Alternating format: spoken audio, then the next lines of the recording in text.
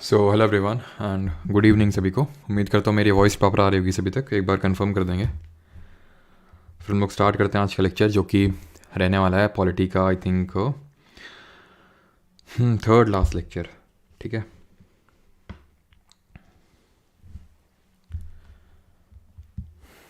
तो आज के इस लेक्चर हम लोग करने वाले हैं constitutional and non constitutional bodies.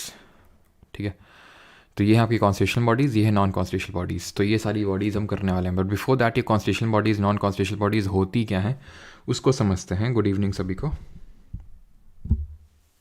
Good evening अमिया सेठी, प्रिया, अंजलि, अखिल।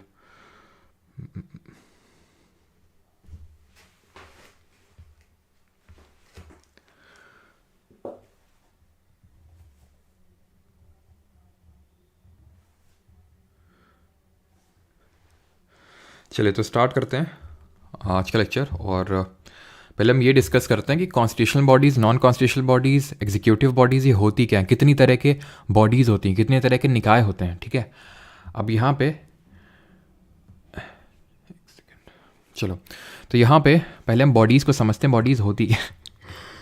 तो काफ़ी सारे बॉडी टाइप्स होते हैं, तो उनमें से जो सबसे पहला हमें बॉडी टाइप पढ़ना है दैट इज़ कॉन्स्टिट्यूशनल बॉडीज़। ठीक है, कॉन्स्टिट्यूशनल बॉडीज़ एक तो ये टाइप होता है। दूसरा बॉडी टाइप होता है स्टैट्यूटरी बॉडीज़। ठीक है, स्टैट्यूटरी बॉडीज़, ठीक है, विधिक निकाय बोलते हैं, संवैधानिक निकाय बोलते हैं। और जो कॉन्स्टिट्यूशनल भी नहीं होते हैं, जो स्टैट्यूटरी भी नहीं होते हैं, वो होते हैं एग्जीक्यूटिव, या फिर उनको नॉन स्टैट्यूटरी भी बोल देते हैं। या तो एग्जीक्यूटिव बोल लीजिए या फिर नॉन स्टैट्यूटरी भी बोल देते हैं। अब इनमें डिफरेंस क्या होता है, ठीक है, वो समझने का पहले प्रयास करते हैं। कल का जो आईबी का एग्ज़ाम हुआ था, उसका जो फोर्थ शिफ्ट हुआ था, उसमें ये डिफरेंस पूछा गया था। ठीक है, अब क्योंकि वो पूछा गया था इसलिए मैं नहीं पढ़ा रहा हूँ, वैसे मैं भी पढ़ाता ही हूँ। ठीक है, पिछले बैच में जो लोग होंगे उन्हें पता होगा। तो कॉन्स्टिट्यूशनल बॉडीज़ की अगर हम बात करें तो वो बॉडीज़, वो निकाय, वो एक तरह से हम बोल सकते हैं कि इंस्टीट्यूशंस जिनका कोई ना कोई आर्टिकल, कोई ना कोई अनुच्छेद संविधान में लिखा हुआ है। संविधान की किताब आप खोलेंगे उसमें आपको मिल जाएगा। स्टैट्यूटरी और नॉन स्टैट्यूटरी संविधान की किताब में नहीं मिलते हैं। फिर इनका पॉइंट ऑफ डिफरेंस है क्या? तो स्टैट्यूटरी है कि इनको लॉ के थ्रू क्रिएट किया गया, क्रिएटेड बाय लॉ। पार्लियामेंट में देश की संसद में कोई कानून पारित किया गया होगा और उसके बाद उसको क्रिएट किया गया होगा। एग्जीक्यूटिव, ये ना तो कॉन्स्टिट्यूशन में होती है ना तो लॉ इनको क्रिएट करता है, ये एग्जीक्यूटिव रेजोल्यूशन के थ्रू क्रिएट होती हैं। एग्जीक्यूटिव रेजोल्यूशन, वैसे तो हम भी आगे देखेंगे सारी चीज़ें, लेकिन अभी के लिए जैसे मैं आपको एग्जांपल दूं तो फाइनेंस कमीशन यानी कि वित्त आयोग अनुच्छेद 280 में, तो कॉन्स्टिट्यूशन बॉडी। ठीक, ह्यूमन राइट्स कमीशन, मानव अधिकार आयोग, कॉन्स्टिट्यूशन मेंशन नहीं है, लॉ के थ्रू क्रिएट हुआ है, वो अभी हम देखेंगे कौन सा एक्ट था, स्टैट्यूटरी है। नीति आयोग, ये कोई एक्ट नहीं बल्कि अभी एग्जीक्यूटिव का मतलब क्या होता है, सरकार आई और उसने ये बना दिया। जैसे कि सरकार आई बीजेपी की और उसने 1 जनवरी उसने 2014 में प्लानिंग कमीशन योजना आयोग को हटा के नीति आयोग को बना दिया। ठीक है, तो NITI Aayog is an executive body क्योंकि वो एग्जीक्यूटिव रेजोल्यूशन के थ्रू क्रिएट की गई है, ना तो कॉन्स्टिट्यूशन मेंशन्ड है और ना ही उसको लॉ के थ्रू क्रिएट किया गया है। बस वो सरकार आई और उसने एक इसका गठन कर दिया। क्लियर? तो चलिए स्टार्ट करते हैं। ये इतने नंबर ऑफ कॉन्स्टिट्यूशनल बॉडीज़ हैं, इनमें से मैक्सिमम करने वाले, कुछ शायद ना करें यहाँ पे बिकॉज वो हमारे लिए इंपॉर्टेंट होंगे नहीं, बट आई थिंक ऑलमोस्ट सारी करेंगे। ठीक है, तो अभी आपको समझ में आ जाएगा। एंड ये नॉन कॉन्स्टिट्यूशनल बॉडीज़ हैं, ये इंपॉर्टेंट है हमारे एग्जाम के लिए। ये इक्का दुक्का इंपॉर्टेंट है, जैसे ये इंपॉर्टेंट है, थोड़ा सा इक्का ही दुक्का इंपॉर्टेंट है। ठीक है, ज़्यादा इंपॉर्टेंट नहीं, तो इनको उतना ज़्यादा तवज्जो देंगे नहीं हम लोग, कॉन्स्टिट्यूशनल बॉडीज़ पढ़ेंगे। ठीक है, तो आते हैं सबसे पहले part number 14 of the Indian constitution, भाग नंबर 14 जो है संविधान का, उससे हम स्टार्ट करते हैं। तो जो पार्ट नंबर 14 है, तो हम लोगों ने पार्ट 1, 2, 3 इस तरह से हमने देखे थे ना कॉन्स्टिट्यूशन के, तो हम लोगों ने पार्ट 6 तक देखे थे, स्टेट है वहाँ पे, और भी बीच में पार्ट देखे थे हम लोगों ने। अब पार्ट 14 की अगर बात करें, भाग नंबर 14, ये आर्टिकल 315 और 323 तक जाता है और ये डील करता है यूपीएससी, स्टेट पीएससी और जेपीएससी। ये क्या होते हैं? Union public service commission, state public service commission और जॉइंट पब्लिक सर्विस कमीशन। यानी कि part number of 14 constitution deals with the public service commission, public service commission से डील करता है। और इसको इस तरह से मत थोड़ा सा वो करिएगा कि जैसे हमने पढ़ा था कि प्रेसिडेंट होता है पार्ट 5 में, गवर्नर होता है पार्ट 6 में, काउंसिल ऑफ मिनिस्टर एक पार्ट 5 में होता है, काउंसिल ऑफ मिनिस्टर जो स्टेट वाला होता है पार्ट 6 में होता है। यानी हर चीज़ के लिए पैरेलली कुछ स्टेट में होगा और वो अलग जगह होगा, बिल्कुल जैसे यूपीएससी होता है यूनियन पब्लिक सर्विस कमीशन, ऐसे हर स्टेट में के लिए होता है स्टेट पब्लिक सर्विस कमीशन, लेकिन ये पार्ट 14 में ही है, ऐसा नहीं कि अलग से स्टेट वाला है, इसी के अंदर है। अब यूपीएससी, स्टेट पीएससी और जेपीएससी में अंतर क्या होते हैं, डिफरेंसेस क्या होते हैं, वो भी आपको एक एक करके पता चलेंगे। तो स्टार्ट करते हैं। आर्टिकल 315 ये बात करता है इनके स्टैब्लिशमेंट की। कोई भी आर्टिकल जब हम शुरू करते हैं तो पहला वाला उस पर्टिकुलर बॉडी की स्टैब्लिशमेंट की बात करता है। 52 there shall be a president of India, 63 there shall be a vice president of India, right. तो public service commission for the union and for the state के इसलिए बात करता है, लेकिन अब इसमें भी काफ़ी सारी चीज़ें दी हुई हैं, जैसे कि 315 का सब क्लॉज 1 बोलता है there shall be a public service commission for the union and a public service commission for each state. एक यूनियन के लिए, संघ के लिए होना चाहिए आपका यूपीएससी, और हर स्टेट के लिए होना चाहिए स्टेट का पीएससी, स्टेट का पब्लिक सर्विस कमीशन। देन आता है article 315 sub clause 2, 2 or more states may agree that there shall be one public service commission for that group of states and if a resolution to that effect is passed by the houses or this।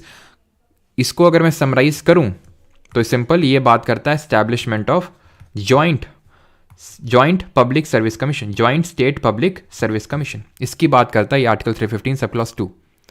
अब बात ये आती है कि UPSC, state PSC इसमें दिया हुआ है, जेपीएससी इसमें अलग से क्यों दिया हुआ है, क्योंकि ध्यान रखना एक चीज़ को कि यूपीएससी एंड स्टेट का पीएससी ये तो कॉन्स्टिट्यूशनल बॉडीज़ हैं, संवैधानिक निकाय हैं ये,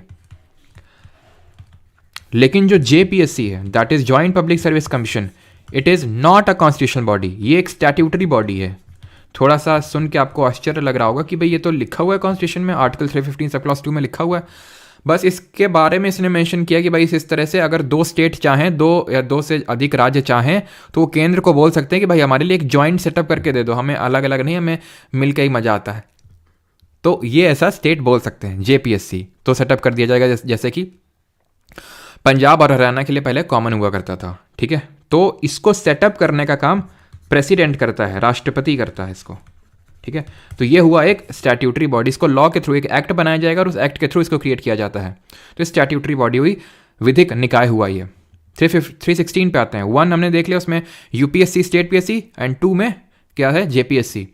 316 पे appointment and term of office of members, यानी इनकी नियुक्ति और इनका टर्म ऑफ ऑफिस के बारे में दिया हुआ है। तो सबसे पहले chairman and other members of public service commission shall be appointed in the case of the union commission और a joint commission by the president and in the case of state commission by the governor. यानी कि ये article ये बोलने का प्रयास कर रहा है कि अगर हम अपॉइंटमेंट की बात करें तो अपॉइंटमेंट हम 3 कमीशन से डील कर रहे हैं, यूपीएससी, स्टेट का PSC and joint public service commission, JPSC. इनकी अपॉइंटमेंट तो करेगा, सॉरी ऐसा लिख लें यहाँ पे, जॉइंट पब्लिक सर्विस कमीशन को पहले लिख लेते हैं, ठीक है। अरे भाई चल जाओ, जॉइंट पब्लिक सर्विस कमीशन को यहाँ पे लिख लेते हैं, ठीक है, क्योंकि मुझे गोला बनाना है ना तो इन दोनों की अपॉइंटमेंट करता है कौन, प्रेसिडेंट, ठीक है। और जो स्टेट पीएससी है, यानी कि जो राज्य का पब्लिक सर्विस कमीशन है, इसकी अपॉइंटमेंट करता है गवर्नर, चाहे वो चेयरमैन हो plus other public service other members of that service commission, other members. जैसे कि अगर मैं आपको थोड़ा सा एग्जांपल दूं तो जैसे यूपीएससी के अभी चेयरमैन कौन है करेंटली में, अगर आप बताना चाहें तो यूपीएससी के अभी चेयरमैन है मनोज सोनी सर, ठीक है, मनोज सोनी सर हैं इसके अभी करंट में चेयरमैन। लेकिन अगर इसके मेंबर्स की बात करें, मेंबर्स सदस्य कौन कौन है, तो सदस्य बहुत लोग हैं, जैसे अभी रिसेंटली 2 दिन पहले शील वर्धन सिंह, पूर्व डीजी ऑफ सीआईएसएफ, इनको अपॉइंट किया गया as one of the members.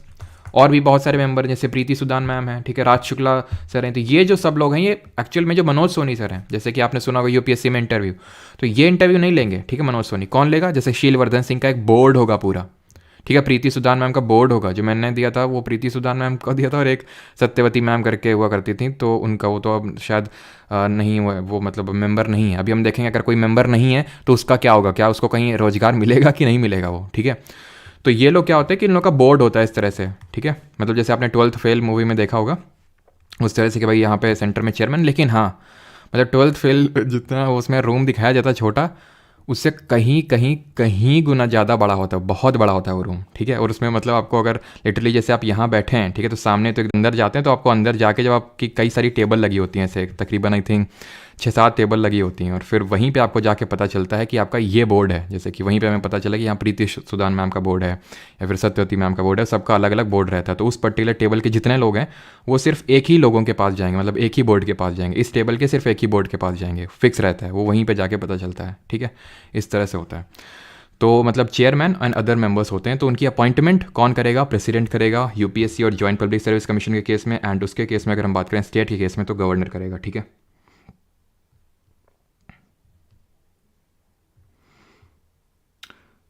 क्या बफरिंग हो रही क्या?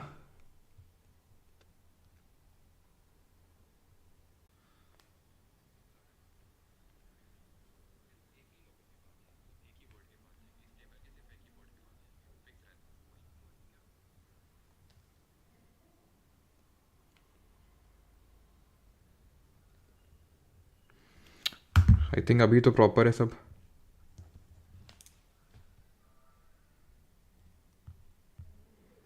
अभी तो प्रॉपर है सारी चीज़ें, अभी तो बफरिंग नहीं हो रही है।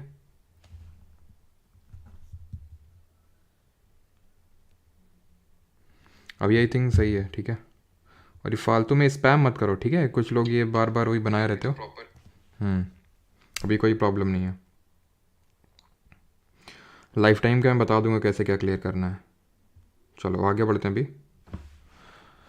ठीक है, तो आर्टिकल 316 पे आते हैं। तो ये चीज़ें हो गई थी हमारी, 316 पे ही कर रहे थे, तो अपॉइंटमेंट देख लिया। ठीक है, and 316 sub clause 2, a member of the public service commission shall hold office for a term of 6 years और until he attains in the case of the union commission the age of 65 years and in the case of state commission or a joint commission the age of 62 years। ठीक है, यहाँ पे 62 होगा, 2 नहीं। ठीक है, यानी कि फिर से मैं समराइज़ कर देता हूँ इसको। क्या है ये? यानी कि जो यूपीएससी के मेंबर्स और जो चेयरमैन हैं 6 साल या 65 साल, state PSC and joint PSC इनके 6 साल या 62 साल। इसका मतलब क्या होता है? इसका मतलब होता है या तो अगर आपके 65 ईयर्स ऑफ एज हो गई है तो आपको रिटायर होना पड़ेगा, या अगर आपका 6 ईयर्स का टेन्योर पूरा हो गया इन दी ऑफिस, आपको 6 साल हो गए हैं तो फिर आपको जाना पड़ेगा। एंड स्टेट पीएससी केस में ये है 6 साल या फिर 62 साल। ठीक है, क्लियर है ये? आगे बढ़ते हैं। 316 का ये 2 सब clause A, a member of the public service commission may by writing under his hand addressed in the case of union commission और joint commission to the president and in the case of a state commission to the governor of the state resign from his office. फिर से मैं summarise कर देता हूँ। यानी कि ये इनकी बात करता है रेजिग्नेशन की। देखिए यहाँ पे आपका डाउट हो सकता है क्या क्या सर हमें आर्टिकल एकदम रट्टे होने चाहिए। तो एकदम भी रट्टे होने की ज़रूरत नहीं है। जैसे कि आपको ये 316 में बस इतनी चीज़ याद कर लेनी है, ये जो ये पर्पल कलर के अंदर लिखी हुई है, appointment and term of office of member, सदस्यों की नियुक्ति एवं कार्यकाल। फिर जो अंदर की चीज़ें हैं वो मैं आपको समझा रहा हूँ। ठीक है, वो समझ लेनी है, ये चीज़ बस याद करने वाली जो यहाँ पे लिखा हुआ है। ठीक है, बाकी सब याद मत करो, ये समझ लो। ठीक है, तो यहाँ पे अगर हम बात करें इनके, किसकी बात कर रहे थे हम लोग कि रेजिग्नेशन ये किसको देंगे ना, by writing under is address. ठीक है, तो रेजिग्नेशन ये किसको देंगे? तो रेजिग्नेशन अगर हम बात करें तो यूपीएससी और जो जॉइंट पब्लिक सर्विस कमीशन है इसके केस में ये लोग देंगे राष्ट्रपति को, प्रेसिडेंट को एड्रेस करेंगे अपना रेजिग्नेशन। लेकिन अगर हम स्टेट पब्लिक सर्विस कमीशन की बात करें तो इस केस में ये अपना रेजिग्नेशन गवर्नर को एड्रेस करेंगे। Is that clear? Now article number 316 sub clause 3, a person who holds office as a member of the public service commission shall on the expiration of his term of office be ineligible for reappointment to that office। मतलब ये है कि ये लोग reappointment के लिए ineligible हैं। जैसे मनोज सोनी सर अभी चेयरमैन हैं यूपीएससी के। ठीक है, मनोज सोनी सर, अब ये मनोज सोनी सर कभी भी यूपीएससी मतलब ना तो चेयरमैन बन सकते हैं यूपीएससी के दोबारा, ना तो मेंबर बन सकते हैं, ना तो किसी स्टेट पब्लिक सर्विस कमीशन के मेंबर बन सकते हैं, ना उसके चेयरमैन बन सकते हैं। ठीक है, लेकिन वहीं अगर मैं बात करूं जैसे कि अभी प्रीति सुदान मैम है। ठीक है, प्रीति सुदान मैम है, तो ये जो है, तो प्रीति सुदन मैम की अगर बात करें तो ये अभी क्या है, मेंबर है यूपीएससी की। तो ये मेंबर से चेयरमैन बन सकती हैं, ये चेयरमैन बन सकती हैं, but she can not be reappointed as a member of the इसका यूपीएससी का। लेकिन ये चेयरमैन बन सकती हैं यूपीएससी की, चेयरमैन बन सकती हैं स्टेट पीएससी की भी, स्टेट पब्लिक सर्विस कमीशन की। मान लेते हैं कोई स्टेट पब्लिक सर्विस कमीशन का किसी एक, मान लो यूपी जो यूपीएससी है, सॉरी यूपी पीसीएस है, यानी कि उत्तर प्रदेश का जो पब्लिक सर्विस कमीशन है उसका कोई मेंबर है, या फिर मान लेते हैं उसका चेयरमैन है, ठीक है, तो उसका चेयरमैन यूपीएससी का मेंबर बन सकता है और यूपीएससी अरे इसके हों, मतलब कि जॉइंट पब्लिक सर्विस कमीशन के। हाँ, रेजिग्नेशन अगर देना तो ये होगा कि यूपीएससी और जेपीएससी वाले प्रेसिडेंट को देंगे, एसपीएससी वाले गवर्नर को देंगे, क्योंकि एसपीएससी वाले की अपॉइंटमेंट गवर्नर नहीं करी थी, ठीक है। जब रिमूवल की बात आएगी और सस्पेंशन की, तो ये करते हैं राष्ट्रपति, ये करेंगे प्रेसिडेंट, ठीक है। अब प्रेसिडेंट को अगर लगा कि ये पगला गए हैं, यानी अनसाउंड माइंड, ठीक है, यहाँ पे लिखा है क्या, नहीं लिखा है, चलो बता। तो यहाँ अगर उनको लगा कि ये पगला गए हैं, अनसाउंड माइंड के हो गए हैं, ठीक है, या फिर ये इंसॉल्वेंट हो गए हैं, दिवालिया घोषित हो गए हैं, ठीक है, इंसॉल्वेंट यानी कि ये दिवालिया घोषित हो गए हैं। तीसरा ये है कि ये किसी मतलब एक अपनी प्राइवेट प्रैक्टिस में इन्वॉल्व है, ठीक है, किसी से इन्होंने ब्राइबरी ले ली है, प्राइवेट प्रैक्टिस में अपना इन्वॉल्व हैं। और जैसे फॉर एग्जांपल मान लो इनके पास कोई, इनको पता है कि ये हमारे मतलब बोर्ड में, जैसे फॉर एग्जांपल पता है कि ये यूपीएससी का जो चेयरमैन है कि भाई ये आने वाला है, ठीक है, और ये मेरे जानने वाला है, तो उसको मतलब फेवर करने के लिए, तो इस टाइप में अगर प्रेसिडेंट को लगा तो इनको हटा सकता है। लेकिन अगर ये केस मिसबिहेवियर वाला है, यानी ये लगा कि इन्होंने मिसबिहेव किया है कुछ, ठीक है, कदाचार किया है, इस केस में इस मैटर को सुप्रीम कोर्ट अलग से डील करती है, एक इंक्वायरी कमेटी बिठाती है, और अगर उसने अप्रूव कर दिया कि हाँ इन्होंने मिसबिहेव किया है, तो ये प्रेसिडेंट को ऑर्डर पास कर देगी कि इनको हटा दीजिए, and that order is binding on the president, उसको हटाना पड़ेगा ही पड़ेगा। अभी तक तो मैंने नहीं देखा कि इस चीज़ से कोई क्वेश्चन पूछा गया हो, अगर आप फर्दर एग्जाम्स दोगे तो उसमें तो पूछा जा सकता है, लेकिन अभी तक तो एसएससी में नहीं देखा। तो आप इतना ही थोड़ा सा याद कर सकते हो कि कौन हटाता है, प्रेसिडेंट हटाता है, राष्ट्रपति, ठीक है, घुमा फिरा के बस आपको इतना याद रखना है कि राष्ट्रपति हटाता है। 318 पे आते हैं, power to make regulations as to condition of service of members and the staff of commission. पहले तो ये बताओ यहाँ तक किसी को कोई डाउट तो नहीं है कि मैं पढ़ाते ही चला जा रहा हूँ, आपका कोई डाउट हो जल्दी से बताओ, किसी का कोई डाउट यहाँ तक, फिर आगे बढ़ते हैं। और बफरिंग वफरिंग तो नहीं हो रही अभी?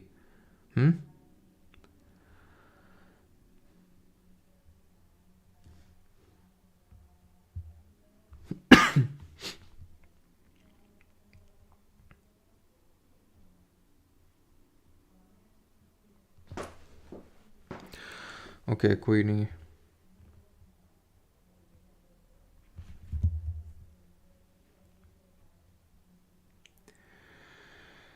चलिए तो अभी आगे बढ़ते हैं, अगर डाउट नहीं है तो। Power to make regulations as to condition of service, तो ये इस आर्टिकल की अगर हम बात करें तो इसमें लिखा हुआ है कि किसके पास ये शक्ति है कि आयोग के सदस्यों और कर्मचारियों के सेवा शर्तों के संबंध में नियम बनाएगा। तो ये पावर अगर हम बात करें यूपीएससी के, वही सेम चीज़ें हैं, यूपीएससी जेपीएससी के केस में प्रेसिडेंट को मिली है कि उनकी कंडीशन ऑफ सर्विस डिटरमाइन कर सकता है, उनकी स्ट्रेंथ डिटरमाइन कर सकता है कि कितने लोग होंगे, कितने, चेयरमैन तो भाई एक ही होगा, और उनके अलावा कितने मेंबर्स होंगे। और स्टेट पीएससी के केस में, स्टेट पब्लिक सर्विस कमीशन के केस में, ये राज्यपाल को शक्ति दी हुई है, गवर्नर को दी हुई है। Article 319, prohibition as to the holding of offices by the members of commission on ceasing to be such members. 316 क्या बात कर रहा था? 316 ये बात कर रहा था, उसका सब क्लॉज थर्ड, कि ये लोग रीअपॉइंट नहीं हो सकते हैं, ठीक। 319 ये बोल सकता है कि ये लोग कहीं और भी अपॉइंट नहीं हो सकते हैं, मतलब कि आप यूपीएससी के मेंबर हैं, चेयरमैन हैं, ठीक है, यूपीएससी के मेंबर हैं, यूपीएससी के चेयरमैन बन सकते हैं, यूपीएससी का चेयरमैन, तो चेयरमैन में कुछ नहीं बन सकता है। तो आप री एलिजिबल हैं अपॉइंटमेंट के लिए तभी अगर आप ऊपर वाली पोस्ट में जा रहे हैं तो।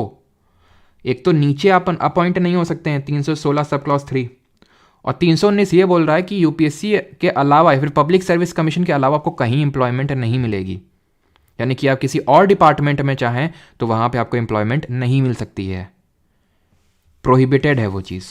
Clear? 320, functions of public service commission, तो क्या होता है इन लोगों के? पेपर करवाना होता है, ठीक है, सिंपल, एग्जाम करवाना इनका फंक्शन होता है। 321, power to extend functions of a public service commission, तो यानी इनकी फंक्शंस को एक्सटेंड कौन कर सकता है? तो फंक्शन एक्सटेंड करने का जो काम होता है, ये अगेन वही, अगर हम बात करें तो क्या डाउट किसका आ रहा है ये सर? नहीं वो पहले थे, ठीक है, अभी चेयरमैन मनोज सोनी सर ही है।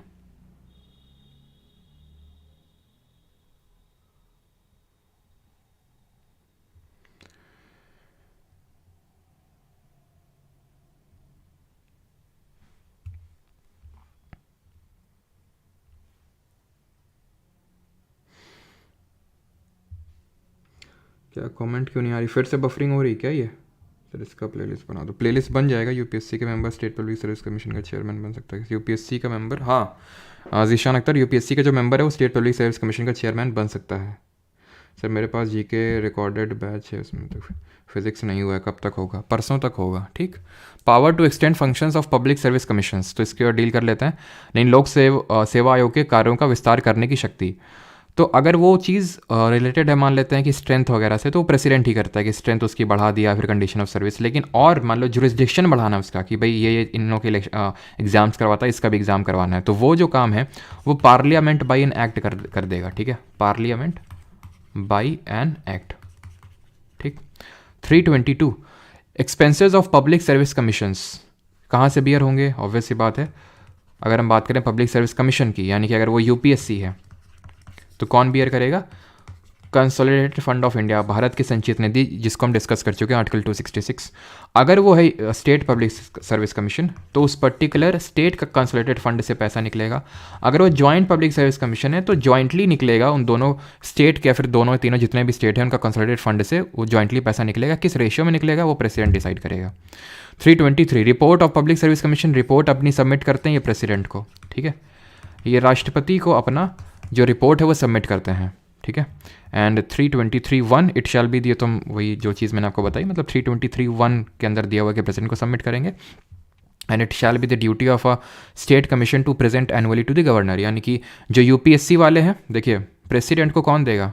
प्रेसिडेंट को एक तो यूपीएससी वाले देंगे, यूपीएससी वाले, ठीक है, यूपीएससी वाले देंगे, लेकिन स्टेट पीएससी और जॉइंट पीएससी केस में गवर्नर को दिया जाएगा। क्यों? क्योंकि भाई जॉइंट पब्लिक सर्विस कमीशन है तो 2-3 स्टेट का होगा ना, तो उन पर्टिकुलर रेस्पेक्टिव गवर्नर्स को दिया जाएगा वहाँ के। यूपीएससी वाला तो प्रेसिडेंट को देगा, लेकिन स्टेट पीएससी वाला गवर्नर को देगा, और जॉइंट पब्लिक सर्विस कमीशन वाला भी गवर्नर्स उन पर्टिकुलर स्टेट्स जो कि हैं उनको देगा। ठीक है, तो यहाँ पे हमारा खत्म होता है part number 14 of Indian constitution, भाग नंबर 14 खत्म होता है। ठीक है, पार्ट नंबर 14, जहाँ पे हमने आर्टिकल 315 से लेके 323 तक देखा। अब हम स्टार्ट करेंगे ट्रिब्यूनल्स। ट्रिब्यूनल्स क्या होते हैं? ट्रिब्यूनल होते हैं जैसे कि कोर्ट होती है ना हमारी, तो कोर्ट होती हैं, कोर्ट के पास इतना काम होता है कि सारा काम वो नहीं कर सकती हैं, तो कुछ स्पेशल केसेस के लिए, स्पेशल मैटर से डील करने के लिए इन ट्रिब्यूनल्स को सेटअप किया जाता है। ये ट्रिब्यूनल्स दी हुई है part number 14A of constitution में, part number 14A of constitution. अब यहाँ पे ए लगा हुआ है तो इसका मतलब है कि इसको पर्टिकुलर किसी न किसी अमेंडमेंट से ऐड किया गया होगा, तो इसको 42nd अमेंडमेंट से ऐड किया गया था, 42वें नंबर संविधान संशोधन से जोड़ा गया था। क्लियर? 323 में हमारा खत्म हुआ है यूपीएससी। इसके 2 आर्टिकल हैं, 323A, 323B। ये बात करता है एडमिनिस्ट्रेटिव ट्राइब्यूनल सेटअप करने के लिए। एडमिनिस्ट्रेटिव यानी प्रशासन से जुड़ी कोई चीज है तो उसको लेके ट्रिब्यूनल सेटअप करेगा 323A, एडमिनिस्ट्रेटिव ट्रिब्यूनल, यानी कि प्रशासनिक न्यायाधिकरण इसको बोल सकते हैं हिंदी में, प्रशासनिक न्यायाधिकरण। 323B, other than administrative purposes, tribunal for other matters, या फिर for other matters other than administrative purposes. तो एडमिनिस्ट्रेटिव पर्पसेस सेटअप करनी 323A, और बाकी अदर मैटर्स है 323B। इसमें सिर्फ इतना ही पढ़ना है, जितना मैं बता रहा हूँ सिर्फ उतना ही पढ़ना है। ठीक है, क्वेश्चन एक भी नहीं छूटेगा आपका। ठीक है, बस उतना ही आपको चीज़ें करते चलने। तो अभी आगे बढ़ते हैं। पार्ट 14 देख लिया, पार्ट 14A देख लिया, जिसको हमने 42nd अमेंडमेंट ऑफ 1976 से ऐड किया था, और बाकी आपके माइंड में सारी चीज़ें आनी चाहिए, दिमाग में पैरेलली रन करनी चाहिए। 42nd अमेंडमेंट से और क्या क्या हुआ कि फंडामेंटल ड्यूटीज़ को हमने ऐड किया, 4 DPSP को ऐड किया, उसको जब हमने याद किया था कि गरीब मजदूरों के बच्चे जो इंडस्ट्री को मैनेज कर रहे हैं उनसे एनवायरनमेंट को प्रोटेक्ट करवाओ। ठीक है, 42nd अमेंडमेंट से हमने देखा था कि किस तरह से प्रेसिडेंट की जो काउंसिल ऑफ मिनिस्टर की एडवाइस है उसको बाइंडिंग कर दिया था, बट 44th अमेंडमेंट ने उसको रिलीव कर दिया था। ठीक है, तो ये सारी चीज़ें हमने देखी थी, इसीलिए इसको मिनी कॉन्स्टिट्यूशन के नाम से भी जानते हैं। तो अभी आते हैं इलेक्शन कमीशन ऑफ इंडिया पे, भारत का जो चुनाव आयोग है उस पर। Election of commission of India, पहले इसमें समझना, इसमें मैं पहले आर्टिकल नहीं पढ़ाऊंगा, आर्टिकल एकदम लास्ट में एक उसमें समराइज कर दूंगा कि ये आर्टिकल है, लेकिन इसको पहले समझो इलेक्शन, बिकॉज समझने वाली ज़्यादा चीज़ है। तो इलेक्शन कमीशन ऑफ इंडिया की अगर हम बात करें तो ये 25 जनवरी 1950 को सेटअप होती, इस्टेब्लिश होती 25 जनवरी 1950 को। इसीलिए 25 जनवरी को हम राष्ट्रीय मतदाता दिवस मनाते हैं, यानी कि नेशनल वोटर्स डे इसी दिन मनाया जाता है, इसीलिए। क्लियर है ये? 25 जनवरी को। अब इलेक्शन कमीशन ऑफ इंडिया की बात करें तो ये बना था, तो it was a single member body originally. मूलतः ये एक मेंबर ही था इसमें, सिंगल मेंबर्ड बॉडी। अब सिंगल मेंबर्ड बॉडी ऐसा नहीं कि एक मतलब ऑफिस है उसमें बस वही काम कर रहा है, वही खुद के लिए चाय भी ला रहा है, वो खुद के लिए फाइलें भी कर रहा है। मेन ये है कि कॉन्स्टिट्यूशनली एक ही ऑफिसर है, बाकी तो उसको असिस्ट करने वाले बहुत लोग होते हैं, ठीक है, सिंगल मेंबर्ड बॉडी।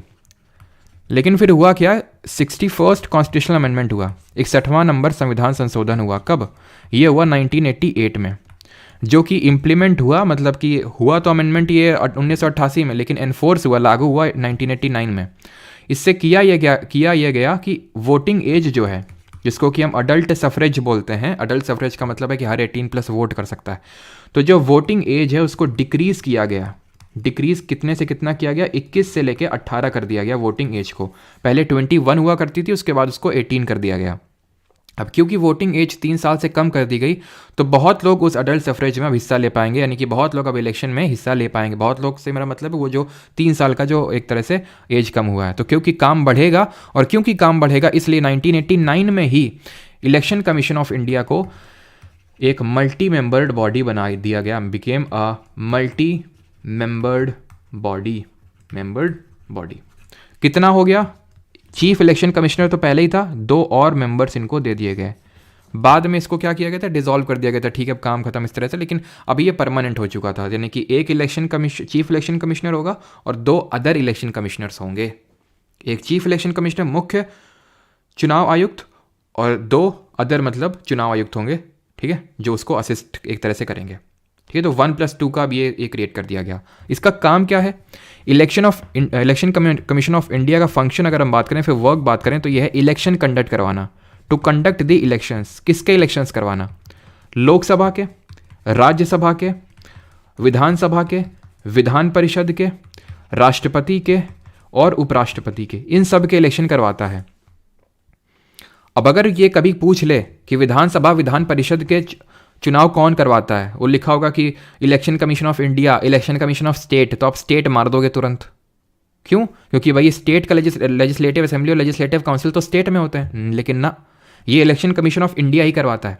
जो स्टेट इलेक्शन कमीशन होता है, जिसको कि हम कल पढ़ेंगे, ये पंचायत और म्यूनिसिपैलिटी यानी कि पंचायत और नगर पालिकाओं के चुनाव करवाने का काम है बस इसका। तो ये फंक्शंस हैं इसके, ठीक है। अब हम यहाँ पे ये देख लेते हैं कि जो आर्टिकल नंबर, ये मतलब जो हमारे ये इलेक्शन का है कौन अभी करंट में, अगर मैं बात करूँ तो करंट में पहले फर्स्ट अगर बात कर लें कि पहले कौन थे, चीफ इलेक्शन कमिश्नर।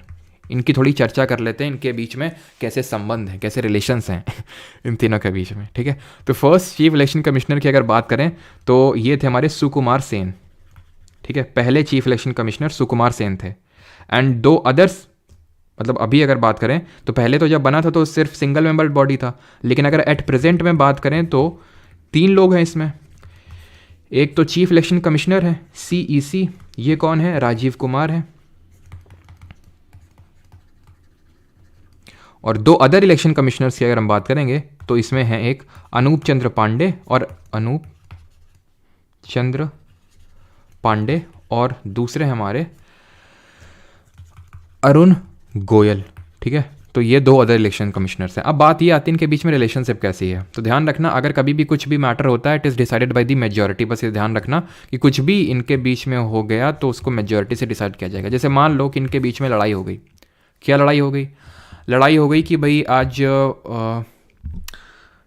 मान लो क्या लड़ाई हो गई, मानते हैं, चलो कुछ इमेजिन करते हैं क्या लड़ाई हो गई कि भाई आज टीवी पे क्या चलेगा। मान लो ये लोग टीवी देख रहे हैं 3 लोग बैठ के, और इनको लगा कि मतलब टीवी पे आज क्या चलेगा, ठीक है। तो ऐसा नहीं कि जो राजीव कुमार बोलेंगे वो चलेगा, यानी कि ऐसा नहीं कि जो चीफ इलेक्शन कमिश्नर बोलेगा वो चलेगा ना, मेजॉरिटी से डिसाइड होगा। क्योंकि तीनों लोग मतलब 3 नंबर तो 3 है ना, और 3 नंबर ऑड होता है, यानी कि फैसला तो आएगा ही। 2 लोग अगर बोलेंगे नहीं कि क्रिकेट चलेगा, और एक बोलेगा कि नहीं, चाहे भले इट इज़ राजीव कुमार जो बोल रहे नहीं कि क्रिकेट नहीं चलेगा टीवी पे कुछ मसालेदार चलेगा, तो चलेगी इन दोनों लोगों की, मतलब कि जो 2 अदर इलेक्शन कमिश्नर्स हैं। क्यों? The matter is always decided by a majority से डिसाइड किया जाता है, ना कि बस ऐसे ही कि चीफ इलेक्शन कमिश्नर की नहीं चलती है, ठीक है। क्लियर? यहाँ तक होप आपको क्लियर हो गया होगा। अब यहाँ पे बात कर लेते हैं इनके रिमूवल की, ठीक है, कि और पहले तो बात कर लेते हैं भाई अपॉइंट करवा देते हैं इनको, ठीक है, अपॉइंटमेंट की। तो इनकी नियुक्ति कौन करता है? नियुक्ति करता है प्रेसिडेंट, राष्ट्रपति करता है, ठीक है, प्रेसिडेंट ही करता है। अब इनके रिमूवल की बात कर लेते हैं, और इनका जो टेन्योर होता है ना, टेन्योर, ये सेम अगर हम बात करें चीफ इलेक्शन कमिश्नर का जो होता है 6 साल या 65 साल, और जो द अदर इलेक्शन कमिश्नर्स होते हैं उनका 6 साल या 62 साल। अब इनके रिमूवल की बात कर लेते हैं कि इनका रिमूवल कैसे होता है। तो रिमूवल पता है 2 तरीके से होता है। चीफ इलेक्शन कमिश्नर जो कि एक ही होता है उसका अलग तरह से होता है, और जो अदर इलेक्शन कमिश्नर्स हैं उनका अलग तरह से होता है। चीफ इलेक्शन कमिश्नर को सेम एज सुप्रीम कोर्ट का जज, सुप्रीम कोर्ट के जज को कैसे रिमूव किया जा रहा था, प्रेसिडेंट रिमूव कर रहा था, चाहे सुप्रीम कोर्ट का जज हो चाहे हाई कोर्ट का जज हो, सेम रिमूवल प्रोसेस था। उसको कौन रिमूव कर रहा था, प्रेसिडेंट रिमूव कर रहा था। कैसे, जब पार्लियामेंट ने रेजोल्यूशन पास किया था, कैसे, बाई स्पेशल मेजोरिटी यानी विशेष बहुमत से। देन एक तरह से प्रेसिडेंट ऑथराइज्ड है उनको रिमूव करने के लिए, ठीक है, ये हम लोगों ने देखा था। और कौन से 2 ग्राउंड्स थे जिनमें सुप्रीम कोर्ट के जज को रिमूव किया जा रहा था। अदर इलेक्शन कमिश्नर्स की अगर बात करें तो इनको आसानी से प्रेसिडेंट हटा सकता है, लेकिन उस केस में चीफ इलेक्शन कमिश्नर की एडवाइस लेनी पड़ेगी, या फिर चीफ इलेक्शन कमिश्नर खुद बोल सकता है प्रेसिडेंट से जाके कि मज़ा नहीं आ रहा इन दोनों में हमको, ठीक है। तो इस तरह से भी मतलब रिमूवल हो सकता है। तो इसका अलग है, इसका अलग है, इसका थोड़ा कठिन है चीफ इलेक्शन कमिश्नर का, इनका आसानी से है। 2 की बात करें, ये कौन से हमारे थे, प्रूव्ड मिसबिहेवियर एंड इनकैपेसिटी, कथित कदाचार और इनकैपेसिटी का मतलब है कि वो अयोग्य है, अभी वो अपना काम नहीं कर पा रहा है ढंग से। क्लियर है यहाँ तक सभी को? किसी को यहाँ तक कोई डाउट हो तो पूछ लो, फिर आगे बढ़ें।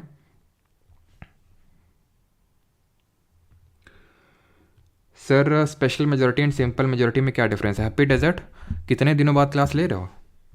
कितनी बीच की क्लासेस छोड़ी पहले ये तुम बताओ, फिर हम तुम्हारे क्वेश्चन का आंसर देते हैं।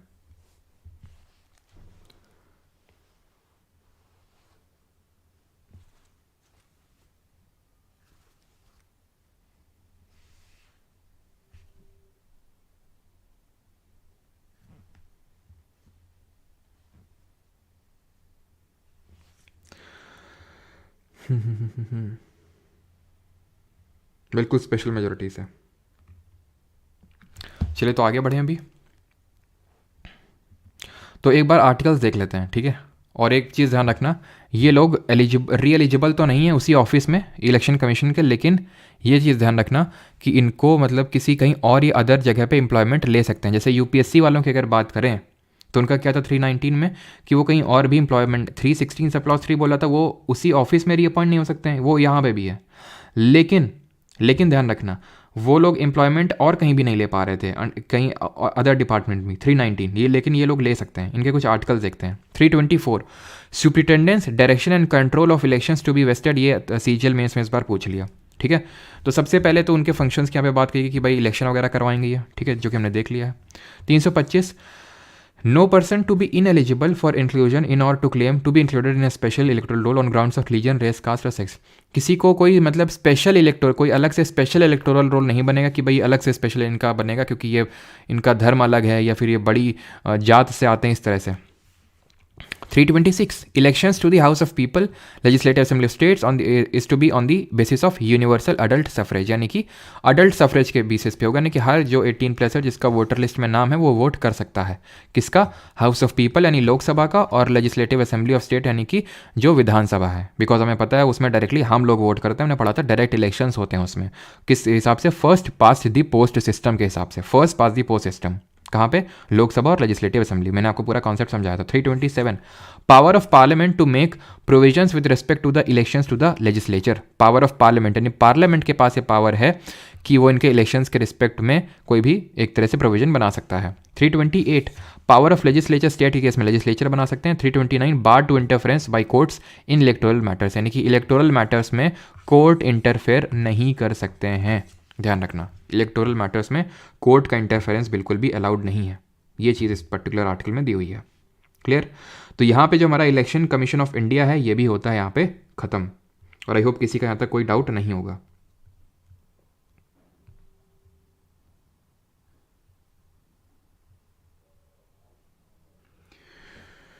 सर क्वालिफिकेशन की नहीं लिखी हुई कॉन्स्टिट्यूशन में। क्वालिफिकेशन की अगर आप बात करें तो qualification is not written in the constitution, ठीक है।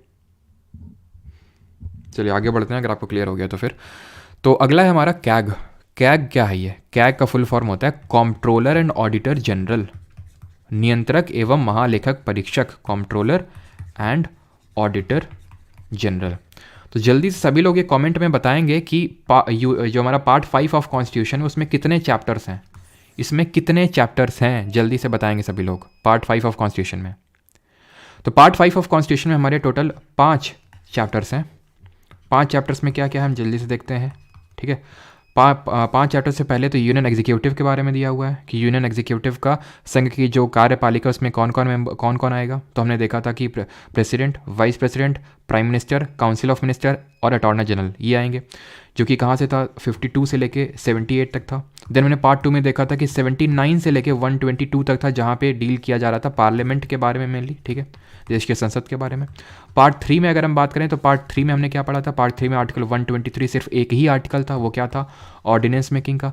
देन पार्ट 4 में अगर हम बात करें, सॉरी पार्ट नहीं, ये पार्ट तो एक ही है 5 चैप्टर। तो चैप्टर 4 में हमने देखा था 124 से लेके 147 जो बात कर रहा था सुप्रीम कोर्ट की। पार्ट 5 बताया था ना, पार्ट 5 में ये है कैग, क्या पार्ट मैं यार बार बार कर रहा हूँ, चैप्टर सॉरी, ठीक है, चैप्टर 5 गलती से पार्ट निकल रहा है। ये चैप्टर 1, चैप्टर 2, चैप्टर 3, चैप्टर 4 147 में खत्म हो गया था, एंड ये चैप्टर 5 शुरू होगा यहाँ से आर्टिकल नंबर 148 अनुच्छेद नंबर 148, जो कि इसके एस्टैब्लिशमेंट की बात करता है कंट्रोलर एंड ऑडिटर जनरल की, कि there shall be a controller and auditor general, ने भारत का एक नियंत्रक एवं महालेखक परीक्षक होगा। इसका काम क्या होगा, इसका काम होगा ऑडिट करना, किसको ऑडिट करना, किसको, कंसोलिडेटेड फंड ऑफ इंडिया को। यहाँ से मैं हटा दूँ ये, ठीक है, कंसोलिडेटेड फंड ऑफ इंडिया को ऑडिट करना। अब कंसोलिडेटेड फंड ऑफ इंडिया है क्या, यहाँ पे वो चीज़ है कि जहाँ पे पब्लिक का पैसा आता है, टैक्स वैक्स सबका पैसा कहाँ पे आता है, भारत की संचित निधि article 266 consolidated fund of India, यानी कि इसको मैं पब्लिक पर्स बोल सकता हूँ, पब्लिक पर्स। तो इसमें ये ऑडिट ये करता है कि भाई जो कितना कहाँ पे खर्चा हुआ, क्या खर्चा हुआ भी नहीं हुआ, या फिर सरकार ने ऐसे ही बता दिया, कहाँ से कितना क्या सारी चीज़ें हुई आया, इसको ऑडिट कर आया गया ये सब करता है। तो यानी कि इसको हम बोल सकते हैं कैग को guardian of public purse, guardian of public purse, क्योंकि पब्लिक पर्स का को गार्ड कर रहा है, ठीक है, तो इसलिए हम गार्जियन ऑफ पब्लिक पर्स बोल सकते हैं, ठीक है। And he is considered as the friend and philosopher, ठीक है, he is considered as the friend and philosopher of public account committee. जो लोक लेखा समिति होती है उसका फ्रेंड एंड फिलोसोफर के तौर पे एक्ट करता है। क्यों इसका फ्रेंड बोलते हैं, और पब्लिक अकाउंट कमेटी में टोटल कितने मेंबर्स होते हैं, और किस पर्टिकुलर एक्ट के थ्रू इसको स्टैब्लिश किया गया था। तो पब्लिक अकाउंट कमेटी का जब मैंने आपको फंक्शन बताया था तो मैंने क्या बताया था वहाँ पे, क्या बताया था मैंने, ये बताया था कि जो ऑडिट रिपोर्ट्स कैग पब्लिश करता है, कैग की जो ऑडिट रिपोर्ट्स होती हैं उनको रिव्यू करने का काम पब्लिक अकाउंट कमेटी का होता है। तो यानी कहीं ना कहीं कैग और पीएससी यानी पब्लिक अकाउंट कमेटी लोक लेखा समिति एक मिलजुल के काम करते हैं दोनों।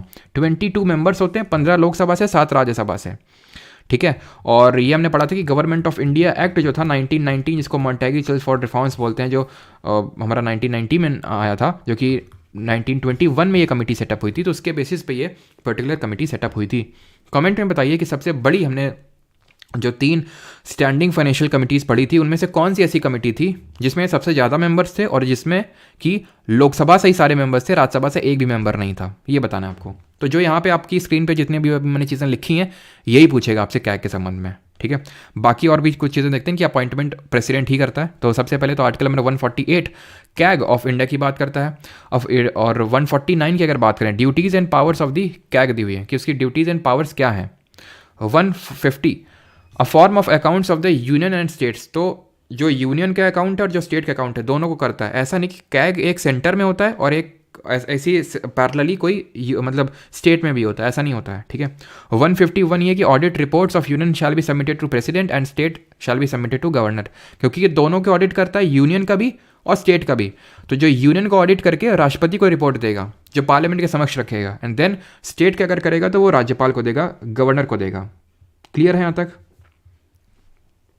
किसी को कोई डाउट? और ध्यान रखना अगर ये कभी पूछ ले भाई ऑडिटिंग तो ये करता है स्टेट की, उसको सॉरी यूनियन के भी और स्टेट के भी, लेकिन अगर ये पूछ ले कंपाइल और मेंटेन किसको करता है, किसके अकाउंट को कंपाइल और मेंटेन करता है, तो कंपाइल सिर्फ ये स्टेट के अकाउंट को करता है, यानी राज्य सरकार का जो अकाउंट है स्टेट गवर्नमेंट का उसी को कंपाइल और मेंटेन करेगा। पहले ये सेंटर का भी करता था, लेकिन 42nd अमेंडमेंट से बोल दिया कि ना तुम मत करो, तुम स्टेट का ही सिर्फ देखो, यूनियन का करने की जरूरत नहीं है, ठीक है। तो उससे इस पावर को छीन लिया गया था एक तरह से। क्लियर है यहाँ तक कैग किसी को? तो कैग में हमने क्या पढ़ा, ये तो मैंने बता दिया ना, it is a single membered body. नहीं लिखा क्या? ये ध्यान रखना, it is a single membered body. Single membered body मतलब इसका ये कि इसमें एक ही सदस्य है। इलेक्शन कमीशन ऑफ इंडिया में कितने थे? 3 थे, एक तो सीसी चीफ इलेक्शन कमिश्नर और 2 अदर इलेक्शन कमिश्नर। यहाँ पे सिर्फ एक ही है, ठीक है। आगे बढ़ते हैं फाइनेंस कमीशन में। अभी हम कॉन्स्टिट्यूशनल बॉडीज ही देख रहे हैं, ये भी कॉन्स्टिट्यूशनल बॉडी है, इसका भी कोई ना कोई आर्टिकल होगा। तो अनुच्छेद नंबर है इसका 280, आर्टिकल 280। फाइनेंस कमीशन की अगर बात करें तो इसको भी प्रेसिडेंट सेटअप करता है 5 साल के लिए। प्रेसिडेंट सेटअप करता है इसको 5 ईयर्स के लिए, 5 साल के लिए। फाइनेंस कमीशन की अगर बात करें तो इसका कॉम्पोजिशन कुछ इस तरह से 1+4, यानी कि इसमें एक चेयरमैन होगा और 4 अदर इसके मेंबर्स होंगे, 4 अदर मेंबर्स। इनकी क्वालिफिकेशंस पहले से मेंशन नहीं थी हमारे कॉन्स्टिट्यूशन में, पार्लियामेंट को ऑथराइज कर दिया था। किसने? कॉन्स्टिट्यूशन ने, कि आप अपने हिसाब से डिसाइड कर लो। देन फिर पार्लियामेंट ने इनकी क्वालिफिकेशंस को डिसाइड किया, जो कि हमें क्वालिफिकेशंस याद करने की ज़रूरत नहीं है सिवाय चेयरमैन के, कि चेयरमैन जो है should be a person having knowledge इन, ठीक है, should be a person having knowledge in public affairs, having knowledge in public affairs, ठीक है। अब इसके फंक्शन की बात कर लेते हैं कि फंक्शन इसके क्या क्या होते हैं, इसका काम क्या होता है। तो अगर इसके फंक्शंस की बात करें, फंक्शन इसका होता है मेनली कि जो पैसा आ रहा है मतलब जैसे कि हम बोल सकते हैं net proceeds of taxes. Net proceeds of taxes क्या होता है? नेट प्रोसीड्स ऑफ टैक्सेस का मतलब ये होता है, नेट लग गया इसका मतलब कोई ना कोई चीज़ डिडक्ट ज़रूर कर रहे होंगे। जब हम इकोनॉमिक्स पढ़ेंगे तो वहाँ देखेंगे अगर हम नेट डोमेस्टिक प्रोडक्ट बोल रहे हैं तो वहाँ पे डेप्रिसिएशन मूल लिहाज को माइनस करते हैं। टैक्स डायरेक्ट टैक्स हो सकता है, इनडायरेक्ट टैक्स हो सकता है, इकोनॉमिक्स में पढ़ेंगे। तो जब टैक्स कलेक्ट हुआ, मान लो कि 10,000 करोड़ का टैक्स कलेक्ट हुआ, 10,000 करोड़ का, इसको कलेक्ट करने में ही 500 करोड़ लग गए, तो यानी कि 9,000 जो 500 करोड़ है ये हुआ नेट प्रोसीड ऑफ टैक्स। तो इसका बंटवारा किस तरह से यूनियन और सेंटर के बीच में होगा, केंद्र और राज्यों के बीच में होगा, ये एडवाइस करने का काम है। कैग क्या कर रहा था? वो सीएफआई में जितना पैसा आया वो सरकार ने किस हिसाब से खर्च किया आया वो चेक करता है। ये किस हिसाब से डिस्ट्रीब्यूशन होगा उसकी रिकमेंडेशन देता है। इसकी क्या देगा? रिकमेंडेशन देगा। किसको देगा ये सलाह, रिकमेंडेशन? ये देगा प्रेसिडेंट को। और ये जो रिकमेंडेशन देगा वो बाइंडिंग नहीं है। ये मैंने आपको बार बार चीज़ बोली है कि ज़्यादातर 99.99% चीज़ें बाइंडिंग नहीं होती हैं। हमने सिर्फ बाइंडिंग एक ही पढ़ा है यूपीएससी में, जब मैंने बताया था कि अगर मेंबर चेयरमैन को हटाना है तो अगर मिसबिहेवियर कदाचार के बेसिस पे अगर हटाना है तो सुप्रीम कोर्ट एक कमेटी बैठाएगा और वो प्रेसिडेंट को रिडायरेक्ट करेगा, प्रेसिडेंट को देन उस केस में हटाना ही पड़ेगा। क्लियर? सिर्फ इसी को रिगार्डिंग वो ये मतलब एडवाइस नहीं देता कि ग्रांट्स जो होते हैं, ग्रांट्स का मतलब होता है कि एक तरह से अनुदान हिंदी में बोलते हैं कि आप मेरे पास पैसे लेने आए, ठीक है, तो मैंने आपको एक तरह से लोन दे दिया। एक तो चीज़ होती है लोन देना, एक होता है मैंने अपने मन से, क्योंकि आपकी हालत ख़राब है, तो जैसे कि यूनियन है हमारा, तो हमारे काफ़ी सारे स्टेट हैं उनको ग्रांट देता रहता है, लेकिन ऐसे नहीं कि जिसको मनाया जितना ग्रांट दे दिया। तो ग्रांट किसको कितना दिया जाना चाहिए, किसकी ज़्यादा हालत ख़राब है, वो फाइनेंस कमीशन ऑफ इंडिया बताएगा कि भाई अगर नॉर्थ ईस्टर्न स्टेट में यहाँ पे वॉयलेंस ज़्यादा रहता है, यहाँ पे डेवलपमेंट की ज़्यादा नीड है, तो इनको ज़्यादा ग्रांट दो, लोन नहीं ग्रांट दो, तो वो ये एडवाइस करेगा, ठीक है। और जो अदर फाइनेंशियल मैटर्स हैं उनमें भी एडवाइस देने का काम ये हमारा फाइनेंस कमीशन ऑफ इंडिया करता है। जो फाइनेंस कमीशन ऑफ इंडिया है, भारत का वित्त आयोग ये है, ये एक क्वाज़ाई जुडिशियल बॉडी है। क्वाज़ाई जुडिशियल बॉडी का मतलब क्या होता है? अर्ध निकाय हम बोल सकते हैं। क्वाज़ाई जुडिशियल बॉडी का मतलब ये होता है कि भाई जुडिशरी का काम क्या होता है? न्याय देना होता है, सुप्रीम कोर्ट हाई कोर्ट न्याय देना होता है, ठीक है। तो कहीं ना कहीं ये भी अकाउंटेबल बनाती है, कहीं ना कहीं ये भी अकाउंटेबल बनाती है हमारी एक तरह से लेजिस्लेचर हो गया उसको, एग्जीक्यूटिव को खासकर। अब क्योंकि ये एक जुडिशियल बॉडी तो है नहीं प्योरली कि भाई सजा देने का काम ही है इसका, तो ये इसको हम बोल देते हैं क्वाज़ाई जुडिशियल, मतलब आधी अधूरी जुडिशियल बॉडी है। तो ये चीज़ ध्यान रखना, it is a quasi judicial body.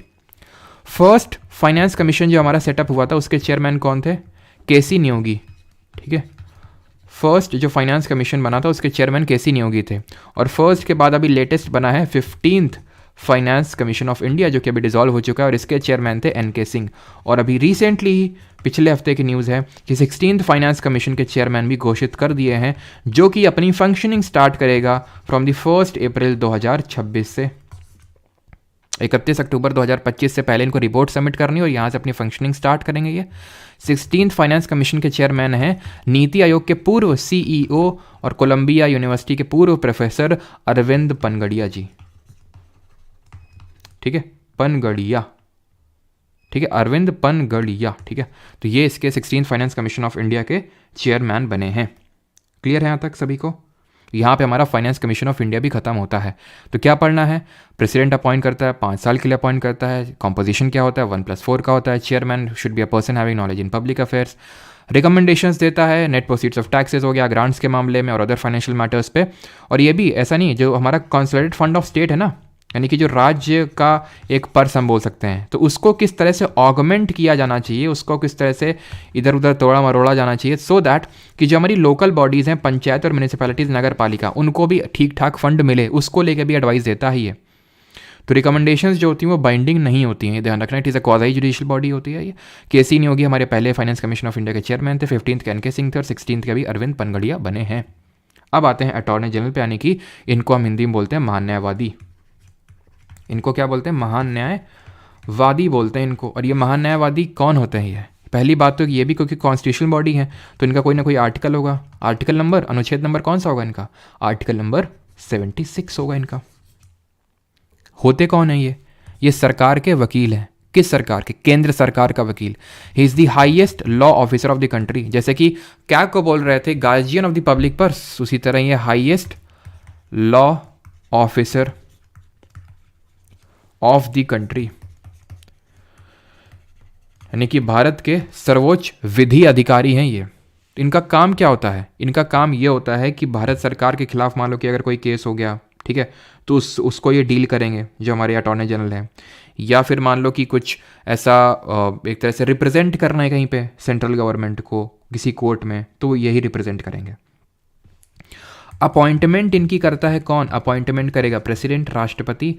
और ये राष्ट्रपति यानी प्रेसिडेंट के ही सर्व्स, इनका ऐसा कोई टेन्योर नहीं होता, he serves till the pleasure of president, till the pleasure of president, यानी कि राष्ट्रपति के प्रसाद पद पर्यंत पद धारण करते हैं। ठीक है, राष्ट्रपति के प्रसाद पर्यंत पद धारण करते हैं। ठीक है, serves till the pleasure of president, यानी कि जब तक राष्ट्रपति को प्रसाद देते रहेंगे, प्लेजर देते रहेंगे, तब तक ऑफिस में रहेंगे। जब मन आया प्रेसिडेंट इनको हटा सकता है, इनको जब मन आया हटा सकता है। ठीक है, क्वालिफिकेशन क्या इनकी लिखी हुई है? यस, इनकी क्वालिफिकेशन लिखी हुई है। He should be qualified, he should be qualified to be appointed as a, should be qualified to be appointed as a what? Appointed as a जज of supreme court. Supreme court का जज बनने के qualifications इसके पास होनी चाहिए।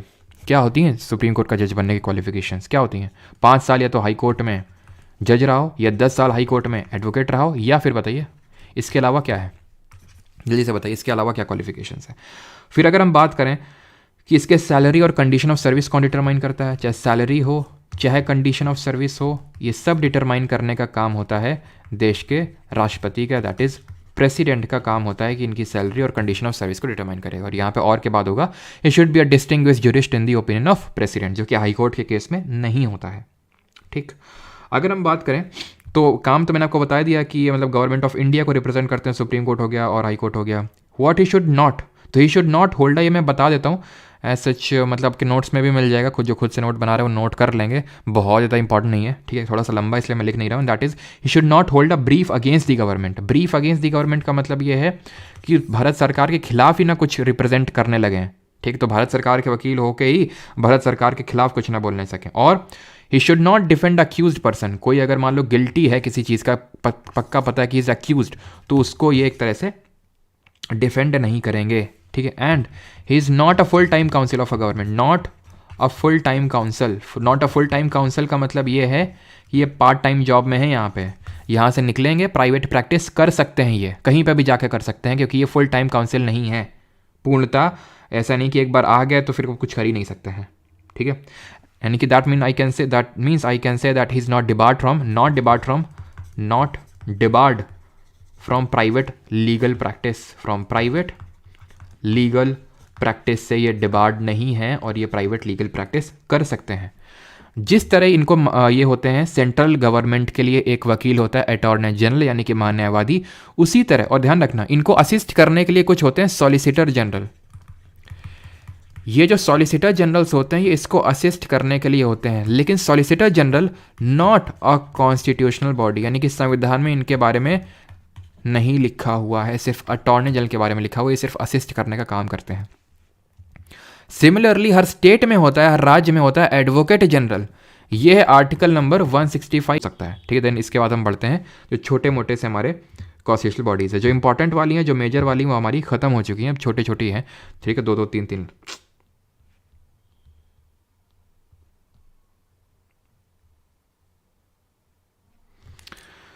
क्या हो रहा है ये आज? बफरिंग फिर हो रही क्या?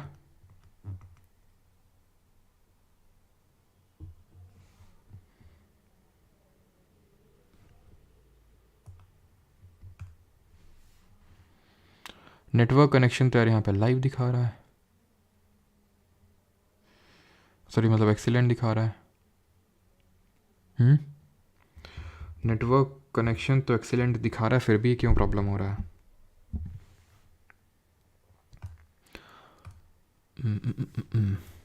चलो तो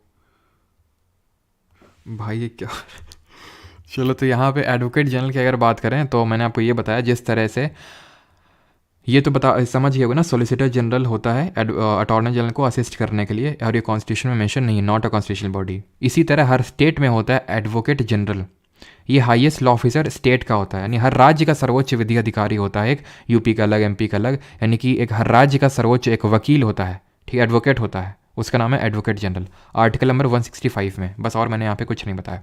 अब मैंने आपको ये बोला कि अब हम बढ़ेंगे, ये छोटे छोटे ऑफिसर्स हैं, जैसे कि special officer for linguistic minorities, और आई थिंक अभी तो कुछ नहीं प्रॉब्लम होगी। ठीक है, तो special officer for linguistic minorities, linguistic का मतलब होता है लैंग्वेज।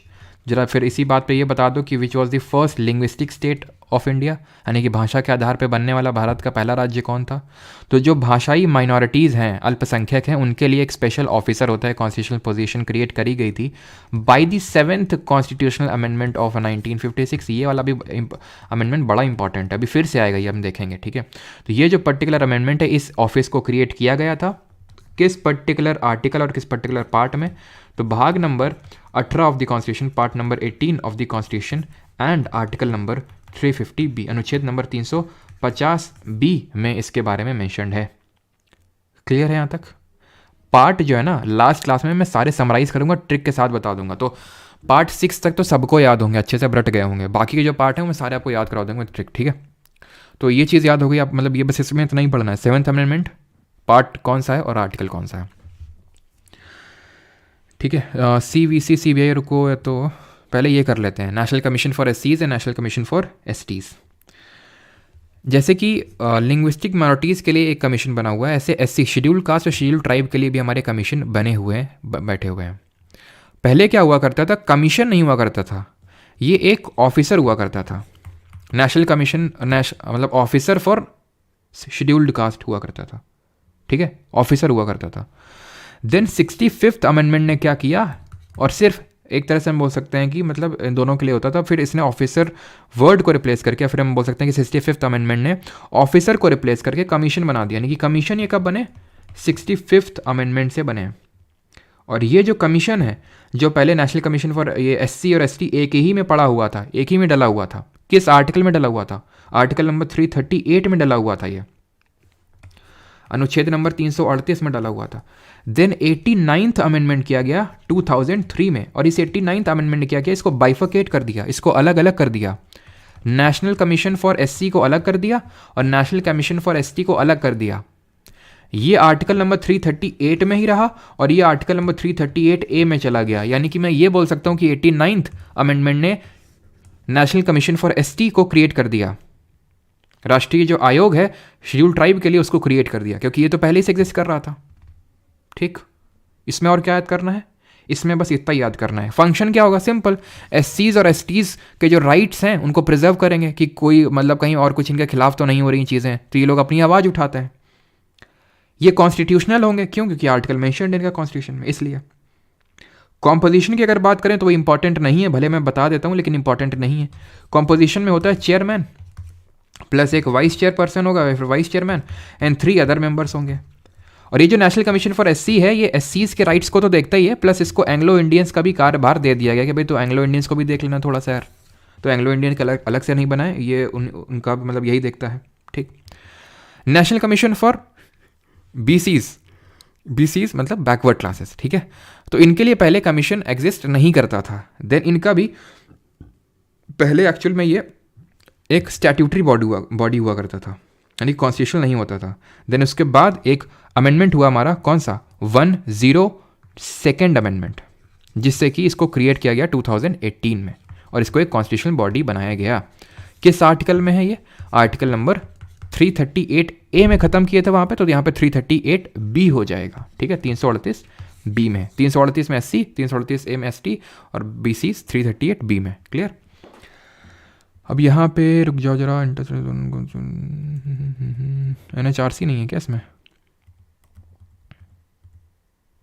तो चलो यहाँ पे मैं NHRC होना तो चाहिए यार, यहाँ पे नहीं है। चलो यहाँ पे मैं लिख देता हूँ, यहाँ पे मैं NHRC करवा देता हूँ, national human rights commission.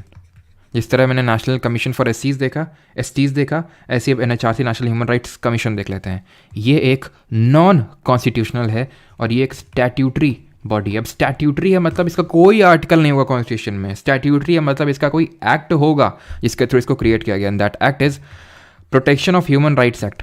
Protection of human rights act मानव अधिकारों को की रक्षा करने के लिए एक अधिनियम बना 1993 में, ठीक है, और इसके थ्रू इसको क्रिएट किया गया। That means it is a statutory body. Composition की अगर बात करें कि इसमें कौन कौन होते हैं, तो इसमें चेयरमैन होगा प्लस 5 अदर मेंबर्स होंगे, चेयरमैन होगा और 5 अदर सदस्य होंगे, ठीक है। चेयरमैन जो है बस इसमें एक ये चीज़ रहती है, should be a retired chief justice, should be a retired chief justice. बाकी तो इसमें उससे ज़्यादा कुछ इंपॉर्टेंट है नहीं कि फर्स्ट कौन थे और एट प्रेजेंट कौन है, ठीक है। तो फर्स्ट और एट प्रेजेंट में सबका समराइज कर देता हूँ। मैंने आई थिंक कैग का नहीं बताया ना, अच्छा कैग का चलो मैं लिखवा दूंगा, तो अभी बता दो। फर्स्ट कैग कौन था? First controller and auditor general, और करंट में कौन है? तो फर्स्ट अगर हम बात करें नेशनल ह्यूमन राइट्स कमीशन के chairman, he was Ranganath Mishra, ठीक है, रंगनाथ मिश्रा जी थे, ठीक है। एंड प्रेजेंट में अगर बात करेंगे तो आई थिंक मिश्रा जी ही हैं कोई, अरुण कुमार मिश्रा, AK मिश्रा शॉर्ट में लिख लेते हैं, ठीक है, AK मिश्रा।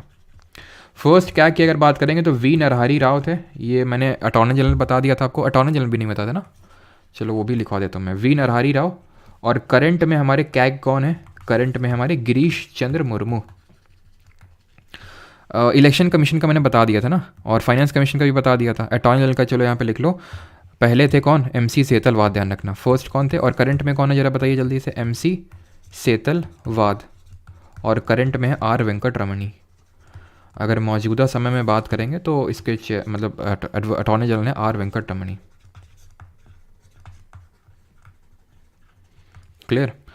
तो आगे बढ़ते हैं, अभी ये हो गया हमारा, ये भी हो गया। अब CVC और CBI को देख लेते हैं, और ये भी हो गया था हमारा, नेशनल ह्यूमन राइट्स कमीशन भी हो गया था, ठीक। और इसमें हाँ एक चीज़ ध्यान रखना, क्योंकि अभी 2019 में आई थिंक अमेंडमेंट हुआ था जिसके थ्रू ये किया गया था कि इसका जो टेन्योर है उसको थोड़ा सा चेंज कर दिया गया था। टेन्योर है इसका 3 साल या 70 साल, या तो 3 साल तक रहोगे तुम ऑफिस में, या तुम्हारी 70 साल उम्र हो गई है तब तक रहोगे तुम। ये जैसे कि हमने देखा था UPSC के केस में 665 था, स्टेट पब्लिक सर्विस कमीशन 662 था, वैसे NHRC केस में 370 है, ठीक है। अब बात कर लेते हैं CVC, CBI और लोकपाल लोकायुक्त। ये तीनों का काम मेनली होता है करप्शन को रोकना, मेनली इनका काम ये होता है करप्शन को रोकना। सबसे पहले बात करते हैं central vigilance commission, in short CVC। ये एक स्टैट्यूटरी बॉडी है, स्टैट्यूटरी है, लेकिन इनिशियली जब ये बनी थी ना तो एग्जीक्यूटिव थी, यानी कि ये लॉ के थ्रू नहीं क्रिएट हुई थी। बाद में एक एक्ट लाया गया था और इसको एग्जीक्यूटिव बॉडी से एक स्टैट्यूटरी बॉडी बनाया गया था। एस्टैब्लिश इन 1964 में हुई थी as an executive body, as an executive body establish हुई थी। बट हुआ क्या फिर एक फर्दर यहाँ पे 2003 में 2003 में एक एक्ट लाया गया जिसका नाम था CVC act, central vigilance commission act, जिसके थ्रू इसको स्टैट्यूटरी बॉडी का एक स्टेटस दिया गया। कॉम्पोजिशन की अगर हम बात करें कि इसमें कौन कौन होता है, तो इसमें एक तो चेयरमैन होते हैं हमारे, ठीक है, प्लस 2 अदर यहाँ पे 1+2 का यहाँ पे कॉम्पोजिशन होता है। टर्म की अगर बात करें तो टर्म देखिए उतने इंपॉर्टेंट नहीं, मैं बता दूं, ये रटने की ज़रूरत नहीं है, मैं लिख रहा हूँ भले, लेकिन मैं आपको इसीलिए बता भी रहा हूँ अलग से कि जितने कॉन्स्टिट्यूशनल बॉडीज़ इंपॉर्टेंट है उतने ये नहीं है। सीवीसी में जो आज तक मैंने क्वेश्चन देखा है वो ये है कि भाई किस कमिटी या फिर हाँ भाई किस कमिटी के रिकमेंडेशन पे बना है। जैसे फंडामेंटल ड्यूटी सरदार सोरेन सिंह कमेटी के रिकमेंडेशंस पर ऐड हुई हैं, वैसे ही जो सीवीसी है वो सांता नाम जो कमेटी बनी थी उसकी कमिटी कमीशन उसके मतलब रिकमेंडेशन पे ऐड हुआ है। ठीक है, 1962 में कमीशन बनता है और 64 में इसने रिपोर्ट अपनी दी थी कि भाई इस तरह से कमीशन होना चाहिए।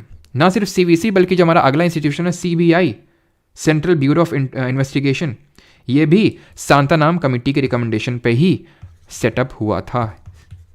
ठीक है, सांता नाम कमेटी के रिकमेंडेशंस पे। क्लियर? ये कब स्टैब्लिश हुआ था? ये 1963 में स्टैब्लिश हुआ था, 1963 में, और ये एग्जीक्यूटिव बॉडी है। जैसे कि सीवीसी पहले एग्जीक्यूटिव बॉडी के तौर पे सेटअप हुआ था, लेकिन 2003 में एक एक्ट आया और इसको एक स्टैट्यूटरी बॉडी का स्टेटस दे दिया गया। लेकिन ये आज तक एग्जीक्यूटिव, बात चलती रहती कि भाई इसको भी स्टैट्यूटरी स्टेटस दे दो, नहीं तो कभी भी सरकार चेंज हो और पता चला इसको डिसॉल्व कर दिया तुरंत। ठीक है, जब कोई स्टैट्यूटरी होती है तो इतना डिसॉल्व करना आसान नहीं होता, और अगर कॉन्स्टिट्यूशनल है फिर तो मतलब ना के बराबर मान लो। ठीक है, तो ये एक एग्जीक्यूटिव बॉडी है और ये अपने जो पावर्स है derives its powers from Delhi police special establishment act, इससे अपनी पावर्स को डिराइव करता है, जो 1946 का है ये। अगर हम बात करें यहाँ का जो चेयरमैन होता है उसका जो टेन्योर होता है वो 2 साल का होता है, उतना इंपॉर्टेंट नहीं है, अगेन रिपीट, थोड़ा सा देख लो बस। ठीक है, और यहाँ पे कुछ पूछ सकता है, मोटो इनका इंडस्ट्री, इम्पार्शियलिटी और इंटेग्रिटी होता है, शायद ही पूछे, मैं लिख देता हूँ यहाँ पे। ठीक है, इंडस्ट्री, इम्पार्शियलिटी, ठीक है, इम्पार्शियलिटी एंड इंटेग्रिटी। ध्यान, अब आपके दिमाग में डाउट आ रहा होगा, मुझे पता है कि सीवीसी सीबीआई में अंतर क्या होता है, डिफरेंस क्या होता है। तो जो सीवीसी है, सेंट्रल विजिलेंस कमीशन, इसका मेन फोकस है सिर्फ करप्शन पे कि जो डिपार्टमेंट के अंदर जो डिफरेंट डिपार्टमेंट्स हैं गवर्नमेंट के, उसमें करप्शन जो हो रहा है उसको टारगेट करता है। सीबीआई ना सिर्फ सीवीसी को असिस्ट करता है इस करप्शन के मैटर्स पे, बल्कि अदर जो इन्वेस्टिगेशन मैटर्स हैं उस पर भी डील करता है, जो अदर देन टेररिज्म है। हो सकता है टेररिज्म के एंगल को चेक करे।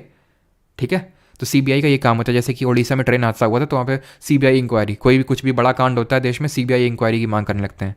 तो ये सिर्फ करप्शन को नहीं, बाकी अदर इन्वेस्टिगेशन मैटर्स को भी देखता है। Now coming on to Lokpal and Rampal, Lokpal and Lokayukta. ठीक है, तो ये भी क्या होता है, इनका भी मेन करप्शन पे होता है, करप्शन पे ही इनका मेन फोकस होता है। 2011 में आपने सुना होगा अन्ना हजारे का अनशन। ठीक है, कितने मतलब कौन सी क्लास में थे आप लोग जब 2011 में ये बात आपने सुनी थी ना? खूब चलता था अन्ना हजारे, केजरीवाल तो अपना अलग से निकल लिए, पार्टी बना ली, अन्ना हजारे के साथ मोए मोए कर दिया। तो अन्ना हजारे, केजरीवाल, किरण बेदी, ये सब लोग इसमें थे 2011 में। और ये जो प्रोटेस्ट था वो लोकपाल को सेटअप करने के लिए ही था, इसको स्टैब्लिश करने के लिए ही था।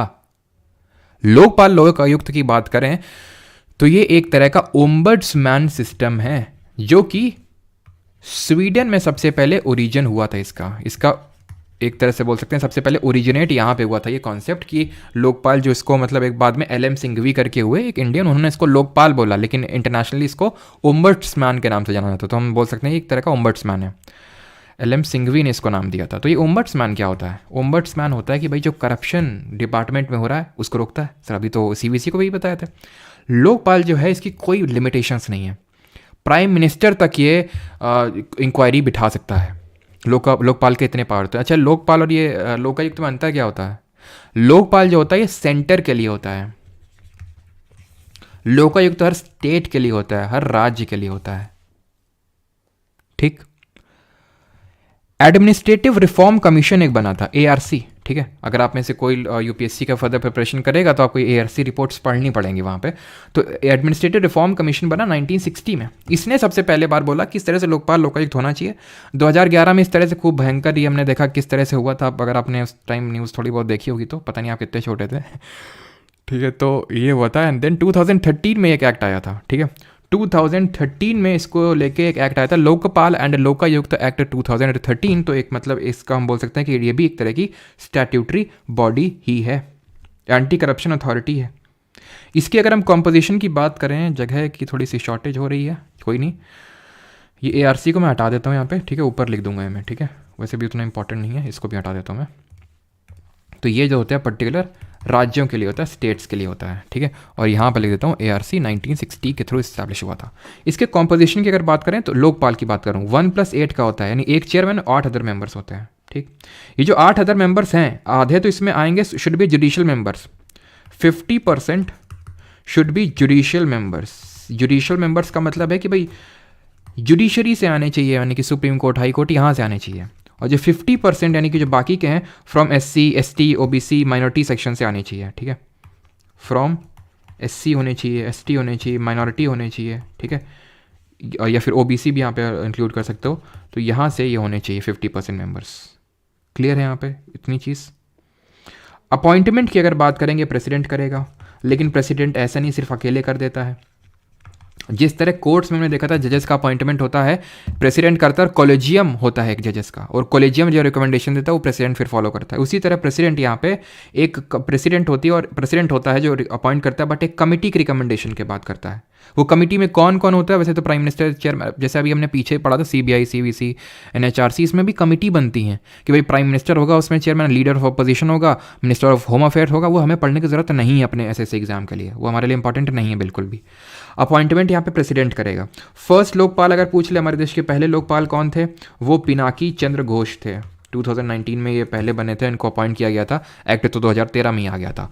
और पहला स्टेट जिसने लोकपाल को सेटअप किया, फर्स्ट स्टेट, सॉरी लोकायुक्त का, बिकॉज स्टेट तो लोकायुक्त सेटअप करेंगे ना, first state to bring Lokayukta, ये था हमारा महाराष्ट्र। इसमें भी सिर्फ हमें इतनी ही चीज़ें पढ़ने की ज़रूरत है, और यहाँ पे हमारी चीज़ें होती हैं ख़त्म, ठीक है। कुछ चीज़ें तो यार मैंने यहाँ पे और इंक्लूड करी थी, हाँ वही चीज़ मुझे याद है, इंटर स्टेट काउंसिल, ठीक है, अंतर्राज्यीय परिषद इसको बोलते हैं हिंदी में। इसको सेटअप किया जाता है, ये कॉन्स्टिट्यूशनल बॉडी है, तो यानी कि कोई ना कोई आर्टिकल होगा, अनुच्छेद होगा, अनुच्छेद नंबर 263 है। इसको राष्ट्रपति, ऐसा नहीं कि मतलब परमानेंटली होना ही चाहिए और ऐसा कुछ, जब राष्ट्रपति को लगेगा कि हाँ अब सही समय आ गया है इंटर स्टेट काउंसिल को सेटअप करने के लिए, ताकि इंटर स्टेट कोऑर्डिनेशन को बिठाया जा सके, या फिर सेंटर स्टेट कोऑर्डिनेशन को बिठाया जा सके। एक्चुअल में एक कमीशन बैठा था जिसके बारे में थोड़ा सा आपको बताया था, लेकिन ढंग से नहीं बताया था, दैट वाज सरकारिया कमीशन। बहुत ज़्यादा डीप में भी आपको देखने की जरूरत नहीं है, ये एक इंटर स्टेट कमीशन या फिर सेंटर स्टेट रिलेशंस को देखने के लिए ये कमीशन बना था, कि केंद्र और राज्यों के बीच में, केंद्र और राज्य के बीच में कैसे रिलेशंस होने चाहिए, और उसमें उसकी रिकमेंडेशन इस तरह के काउंसिल को सेटअप करने की भी थी। ये पर्टिकुलर कमीशन की अगर हम बात करें तो इसने अपनी जो रिपोर्ट दी थी 1983 में, ठीक है, और उसके बेसिस पे इंटर स्टेट काउंसिल को प्रेसिडेंट सेटअप करता है under article 263 of the Indian constitution.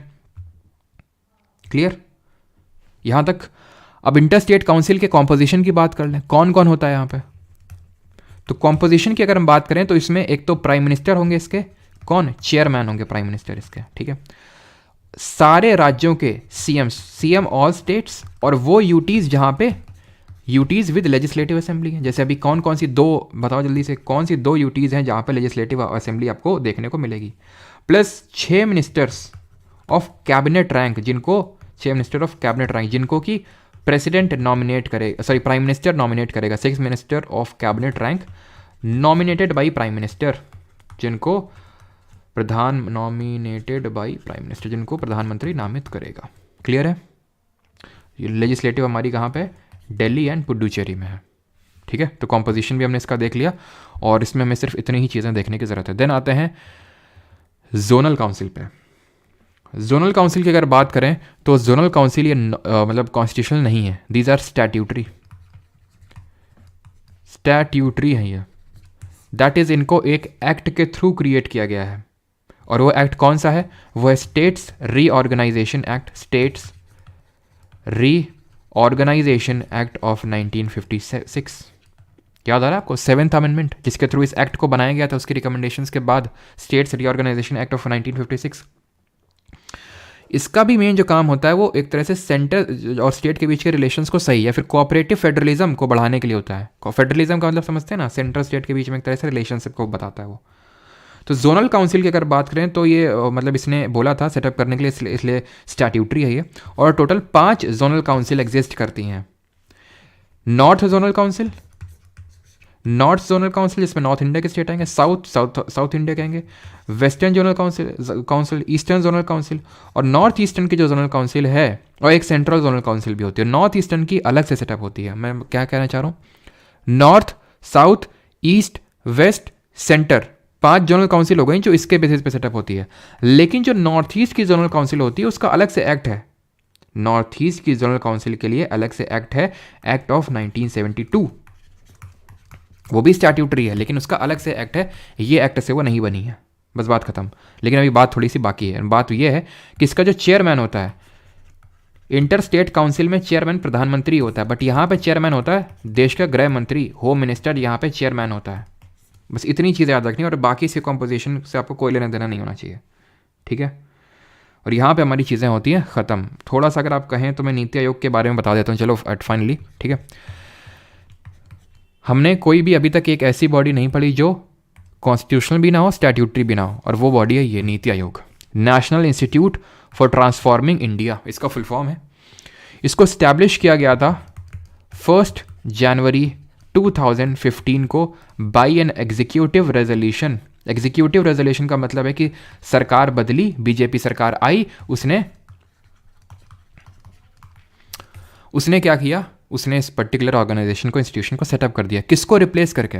By replacing the planning commission, जो योजना आयोग है, बाई रिप्लेसिंग प्लानिंग कमीशन, जो योजना आयोग है उसको रिप्लेस करके, उसको हटा के इसने नीति आयोग को सेटअप कर दिया 1 जनवरी 2015 को। Is that clear? अब इसमें हमें कुछ चीज़ें पता होनी चाहिए कि भाई ये चेयरमैन कौन होता है और वाइस चेयरपर्सन अभी कौन है, ठीक है, इसके सीईओ कौन है। तो चेयरपर्सन हमेशा इसका प्राइम मिनिस्टर होता है। जैसे योजना आयोग बना था, प्लानिंग कमीशन, इसका भी जो चेयरमैन होता था ये 5 ईयर प्लान्स को इंप्लीमेंट करता था, पंचवर्षीय योजनाओं को इंप्लीमेंट करता था। तो ये नीति आयोग ने एक तरह से 5 ईयर प्लान को खत्म कर दिया, प्लानिंग कमीशन को भी एक तरह से स्क्रैप कर दिया। चेयरमैन अगर बात करेंगे तो प्रधानमंत्री होता है, अभी कौन है, मोदी जी हैं, ठीक है। वाइस,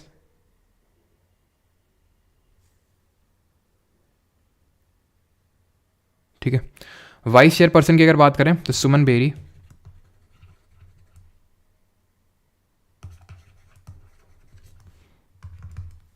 सीईओ की बात करें BVR सुब्रमण्यम, ठीक है, BVR सुब्रमण्यम है, ठीक है, सीईओ की अगर बात करें तो नीति आयोग भी हमारा यहाँ पे फिनिश होता है। बाकी इसमें ये ध्यान रखना कभी भी इस तरह का कोई स्टेटमेंट वाला क्वेश्चन बन जाए कि नीति आयोग ये कर देगा, वो कर देगा, इसकी रिकमेंडेशन बाइंडिंग, ऐसा कुछ नहीं है। बस रिपोर्ट पब्लिश करता रहता है ये, और कोई रिकमेंडेशन कुछ बाइंडिंग नहीं है, ठीक है। या फिर किसी को मतलब एक तरह से किसी को मतलब जुडिशियल, या फिर किसी को मतलब एक तरह से सज़ा सुना देगा, ये कर देगा, वो कर देगा, कुछ नहीं करेगा। बस रिपोर्ट पब्लिश करेगा और रिकमेंडेशंस देता रहेगा अपनी, और जो कि बाइंडिंग बिल्कुल भी नहीं होंगी, बस। और हमें इसमें कुछ पढ़ने की ज़रूरत नहीं है।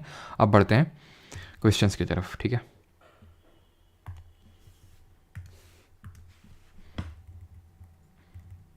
चलिए पहला क्वेश्चन करिए। किसी का कोई डाउट हो तो पूछ सकता है यहाँ पे।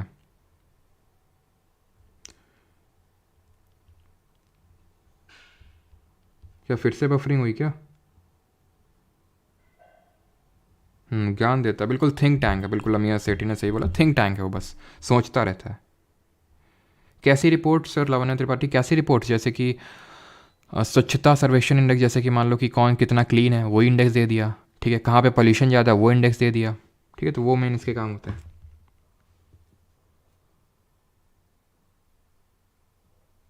सर आप पीपीटी से क्यों नहीं पढ़ाती है? बेटा पीपीटी है जो आप देख रहे हो ना, ये पीपीटी ही है, इसको पावर पॉइंट ही बोलते हैं, ठीक है। बाकी सब कुछ अगर हम लिख के लाएंगे तो उसमें भी दिक्कत है, थोड़ा लिख देंगे 4-5 चीज़ उसमें भी दिक्कत है। हम समझ रहे हैं तुम्हारी भावनाएं क्या है कि सब कुछ लिखा हुआ आना चाहिए, बस हमें देखना होना चाहिए। तो वो यूपीएससी मैंने किया था, जहाँ पे नीड होती थी वो पार्लियामेंट चैप्टर में किया था, जहाँ पे मेनली ज़्यादा समझाने का पार्ट था, यहाँ पे 2-2, 3-3 लाइन थी, ठीक है।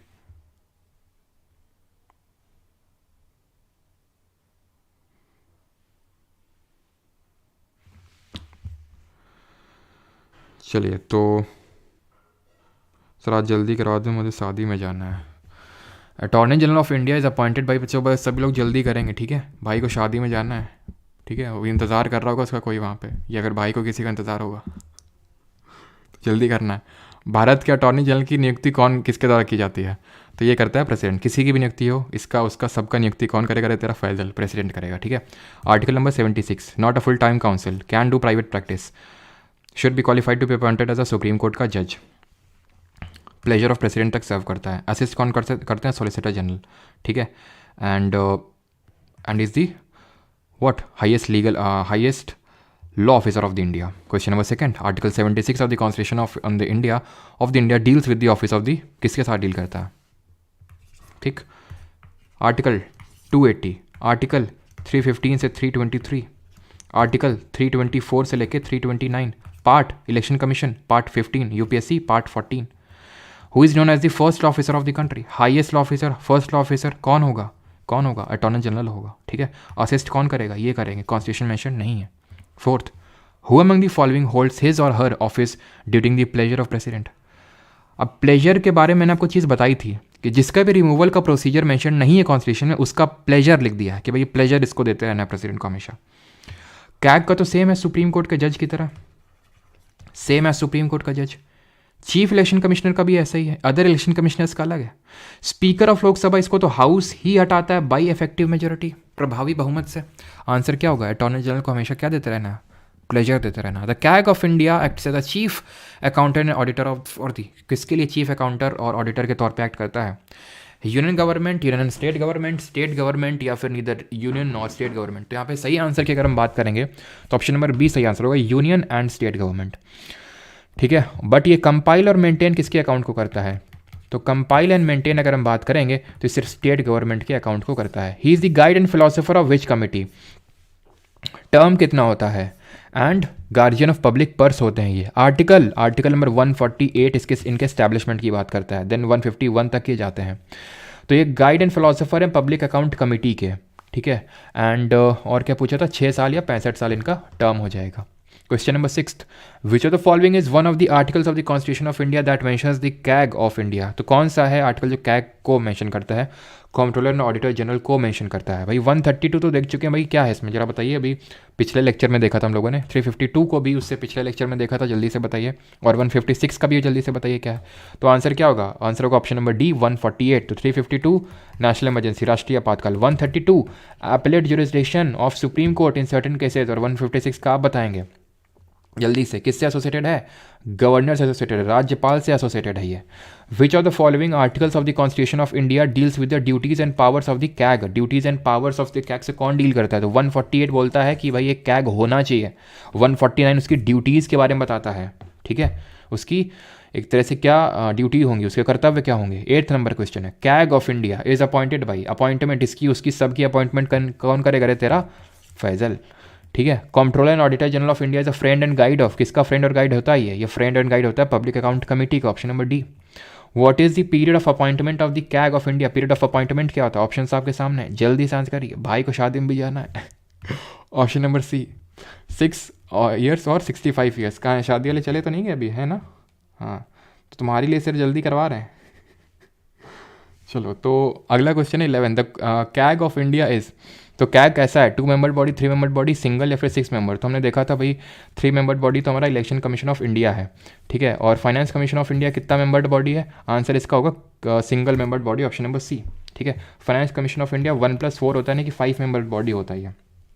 आगे बढ़ते हैं और अगला क्वेश्चन है ये, who appoints the advocate general of a state. तो भाई ये बताओ कि इसकी अपॉइंटमेंट कौन करेगा। आई थिंक मैंने नहीं बताया है, लेकिन लॉजिकली आप गेस कर सकते हैं कैसे, कि attorney general of India who is the highest law officer of the country, इसकी अपॉइंटमेंट कौन करते हैं, देश के हमारे राष्ट्रपति करते हैं, प्रेसिडेंट करते हैं, under article number 76 of the constitution. तो अच्छा ये बताइए कि जो अटॉर्नी जनरल है वो कौन से पार्ट और कौन से चैप्टर ऑफ कॉन्स्टिट्यूशन में आएगा।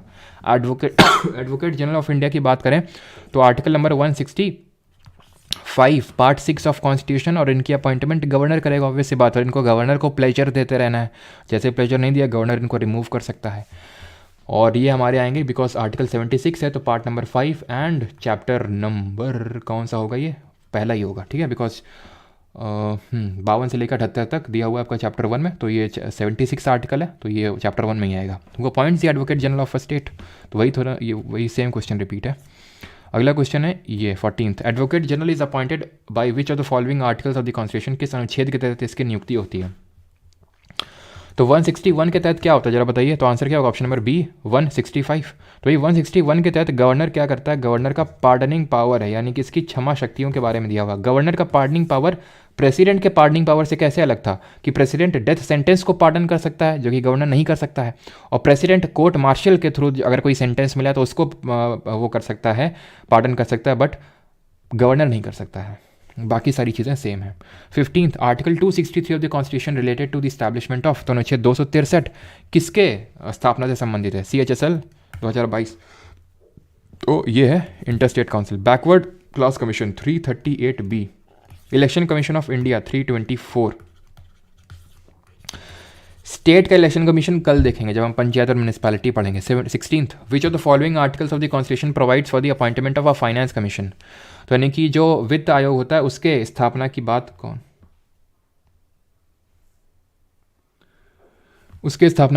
करता है? तो आंसर क्या होगा? आंसर होगा इसका ऑप्शन नंबर सी 280। अब फाइनेंस कमीशन में क्या क्या पढ़ा था? 1+4 चेयरमैन की qualification should be qualified to मतलब should be a person having knowledge in the public affairs. President appoint करता है, पहले केसी नेगी के चेयरमैन थे पहले के, अभी 15th के NK सिंह थे, अभी जो लेटेस्ट बना है अरविंद पनगड़िया। करंट अफेयर में ज़रूर पूछेगा ये, जो कि नीति आयोग के पूर्व CEO थे, ठीक है। और ये ध्यान रखना, कैन बी, ये मैंने बताया कि नहीं बताया, can be reappointed, they are re eligible for appointment और they are eligible for reappointment, can be reappointed, उस ऑफिस में फिर से आ सकते हैं, ध्यान रखना इस चीज़ को, ठीक है। ये एडवाइस किसको देते हैं? एडवाइस अपनी रिकमेंडेशन देते हैं प्रेसिडेंट को, जिस पे ये बाइंडिंग नहीं है, ठीक है।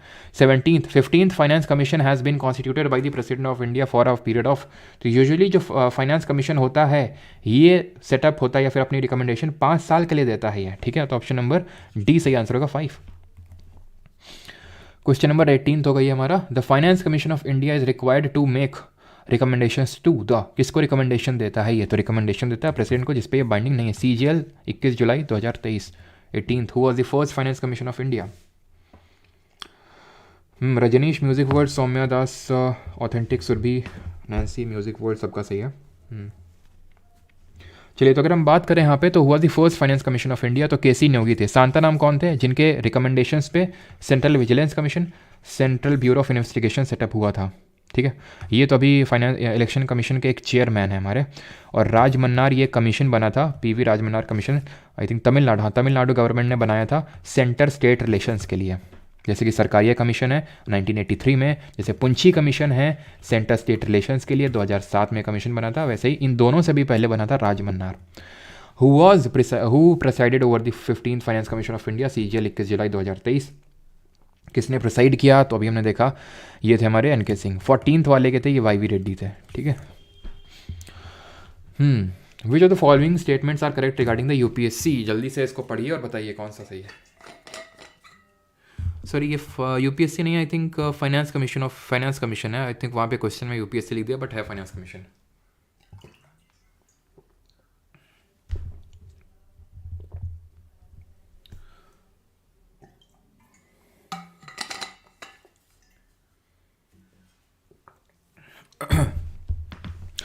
Finance commission consist of a chairman 4 other member, सही है, ठीक है। Recommendation made by the are binding, गलत है, बी गलत, खट ठीक।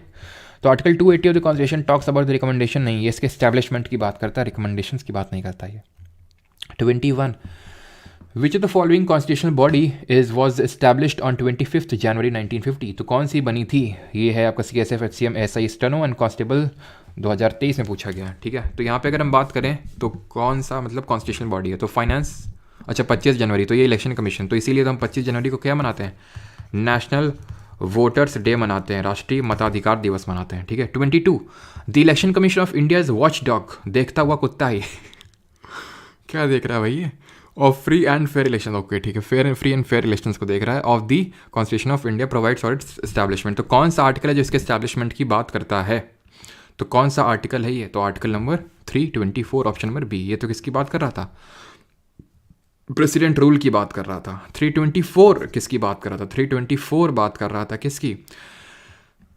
इलेक्शन कमीशन की। और 352 नेशनल इमरजेंसी, राष्ट्रीय आपातकाल। 101 जो पार्लियामेंट वाला, ये किसकी बात कर रहा था? 100 कोरम पढ़े थे। कोरम के बाद क्या पढ़ा था हम लोगों ने? जल्दी से बताइए। 23 model code of conduct for elections of India को कौन इंप्लीमेंट करता है? मॉडल कोड ऑफ कंडक्ट होता क्या है कि भाई इलेक्शंस में इतने दिन तक इलेक्शन चलेंगे, ऐसे प्रचार नहीं किया जा सकता है, डीजे नहीं लगाया जा सकता है, ठीक है, ऐसा सारी चीज़ें जो कोड निकालता है इलेक्शन कमीशन ऑफ इंडिया, ठीक है। तो ऑप्शन नंबर डी सही आंसर को। रिटर्निंग ऑफिसर का तो भाई काम होता है हर पोलिंग बूथ पे सारी चीज़ों को देखना कि सारी चीज़ें सही से हो रही हैं कि नहीं हो रही। कितना क्वेश्चन है सर? संतोष कुमार पूछ रहे हैं। अच्छा, हम तो भूल ही गए थे भाई को शादी में जाना है। तुम जाओ, ठीक है, तुम्हारे लिए स्कीम नहीं है ये। मतलब ये 40 क्वेश्चन तक करेंगे हम लोग, ठीक है, 40 क्वेश्चन तक। उसके आगे जो होंगे वो फिर आपके लिए होमवर्क होंगे, ठीक है, आप खुद से करेंगे। तो 40 क्वेश्चन तक है। When for the first time did the Election Commission of India became a multi-member body? तो पहली बार ये एक बहुसदस्यीय निकाय कब बना? तो हमने देखा था 61st अमेंडमेंट हुआ था 1988 में, उसके बाद 1989 में जो है मल्टी मेंबर बॉडी बनी थी, जब ये 61st अमेंडमेंट जिसने कि वोटिंग एज को कम किया था, 21 से 18 किया था। 25th, what is the tenure of election commission of India का कार्यकाल कितना होता है? 5, 4, 6 या फिर 3? तो हमने देखा था कि भाई 6 साल या 65 साल चीफ इलेक्शन कमिश्नर, 6 साल या 62 साल अदर इलेक्शन कमिश्नर्स, ठीक है। चलिए अगला है 26th। Presently the election commission of India consist of chief election commissioner and 2 other election commissioners. Who is the first chief election commissioner? तो कौन थे हमारे देश के पहले मुख्य चुनाव आयुक्त? तो ये सुकुमार सेन जी थे। ऑप्शन नंबर बी सही आंसर होगा, ठीक है। पहले कैग कौन थे? वी नरहरि राव थे। पहले फाइनेंस कमीशन के चेयरमैन केसी न्योगी थे। पहले अटॉर्नी जनरल कौन थे? एमसी सीतलवाद थे, ठीक है। 27th, चीफ इलेक्शन कमिश्नर हो सकता है कि ये नोट्स आपको मिले उसमें गलती से आई थिंक के वेणुगोपाल लिखा हुआ है, वो लिखा होगा शायद, तो उसको आप सही कर लेना। Chief election commissioner of India can be remove from the office by. तो कौन हटा सकता है चीफ इलेक्शन कमिश्नर को? तो इनको हटा सकते हैं जो प्रेसिडेंट होंगे। ऑप्शन नंबर सी यहाँ पे सही आंसर होगा, ठीक है। और जो अदर इलेक्शन कमिश्नर्स हैं उनको कौन हटाएगा? उनको भी प्रेसिडेंट ही हटाएगा, लेकिन इनका जो है पूरा सेम है, सुप्रीम कोर्ट का जज है। लेकिन बाकी जो अदर इलेक्शन कमिश्नर है उनका सेम है, सुप्रीम कोर्ट जज नहीं है। वो चीफ इलेक्शन कमिश्नर की एडवाइस ली जाएगी अदर इलेक्शन कमिश्नर्स को हटाना है तो। Dash was the first women chief election commissioner. Bharat की पहली महिला मुख्य चुनाव आयुक्त कौन थी? तो ये थी रमा देवी। कोई कानपुर से है यहाँ पे? समझ गया होगा है ना, जगह पड़ती है। तो यहाँ पे अगर हम बात करें क्या बात करें, एक चीफ इलेक्शन कमिश्नर हुए टीएन शेषन करके। कितने लोगों ने नाम सुना उनका? मतलब बहुत भयंकर, इतने भयंकर थे कि पॉलिटिशियंस की भी इनसे, समझ रहे हो ना डरते थे। मतलब 29th, which of the following government authorities can appoint the chief election commissioner of India? को कौन अपॉइंट कर सकता है? तो भाई अपॉइंटमेंट तो भाई प्रेसिडेंट ने ठेका ले रखा सबका। टीएन शेषन, हाँ सुना है सर। अच्छा, चलो तो आगे बढ़ते हैं। विच of the following article of the constitution provides for the creation of GST council, goods and services tax, जो कि 101st अमेंडमेंट से इसको लाया गया था, है ना। जो नाश्ते में नेता खाते थे, बिल्कुल। चलिए तो यहाँ पे अगर हम बात करें, हाँ सबका सही है, लावण्या कामता प्रेसिडेंट। चलो बिहार में इलेक्शन करवाया था। तो जीएसटी काउंसिल की अगर बात करें, एक constitutional body article number 279A के तहत आती है, अनुच्छेद नंबर 279A का, ठीक है। इसके चेयरमैन जो होती हैं वो फाइनेंस मिनिस्टर होती हैं, क्योंकि अभी फीमेल है तो इसलिए उन्हें बोला होती, ठीक है, बाकी अगर मेल होंगे तो होते हैं बताइए अभी कौन है इसकी जीएसटी काउंसिल के चेयरमैन कौन हुई फिर? The dash amendment act of the constitution of India introduce the GST को किसने इंट्रोड्यूस किया था? तो जीएसटी को 101 अमेंडमेंट अभी मैंने बताया। 104th ने क्या किया था? एंग्लो इंडियंस, मैंने पढ़ाया था आपको ये कि एंग्लो इंडियंस का नॉमिनेशन खत्म किया गया था। पहले 2 एंग्लो इंडियंस को प्रेसिडेंट लोकसभा में नॉमिनेट करता था और एक एंग्लो इंडियन को गवर्नर लेजिस्लेटिव असेंबली में, उसको खत्म किया गया। From December 1, 2022 which body handles all complaint related to the profiteering under GST? कौन संभालता है ये संभालती है जीएसटी काउंसिल, ठीक है। Which part and article of the Indian constitution provides for the UPSC के लिए कौन सी HSL 27 मई 2022? तो ये प्रोवाइड करता है UPSC part number 14 of the constitution. Part 14 कहाँ है? ये है, ठीक है, प्रोवाइड्स फॉर द यूपीएससी, तो पार्ट नंबर 14 होगा इसका, ठीक है। आगे बढ़ते हैं और अगला है हमारा ये, which of the statements are correct regarding the UPSC के संबंध में कौन से अनुच्छेद यहाँ पे, सॉरी कौन से स्टेटमेंट यहाँ पे सही हैं? क्या हो गया? चलो तो स्टेटमेंट को पढ़िए और आंसर करिए जल्दी से, कौन सा स्टेटमेंट सही है।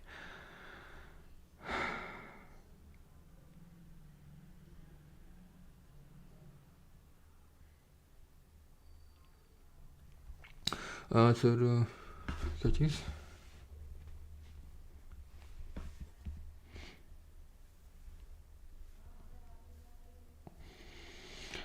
सर 300, हाँ 308 में ही है, ठीक है, 308 में ही है, इसमें ऑल इंडिया सर्विस दी हुई है, ठीक है, ऑल इंडिया सर्विस जो है ना हमारी, मतलब और जो स्टेट सर्विस है, तो उनके रिगार्डिंग प्रोविजंस एक तरह से दिए हुए हैं, ठीक है। चलो, तो the parliament has the power to make regulations as to conditions of service of the chairman, ठीक है।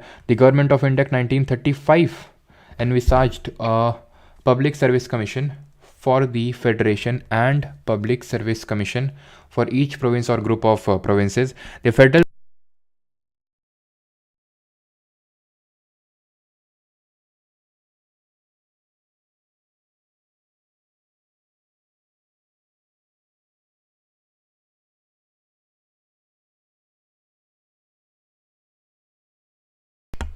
आई थिंक वॉइस सभी आ रही होगी, गलती से यार थोड़ा ज़्यादा एक्साइटमेंट में बटन दब गई।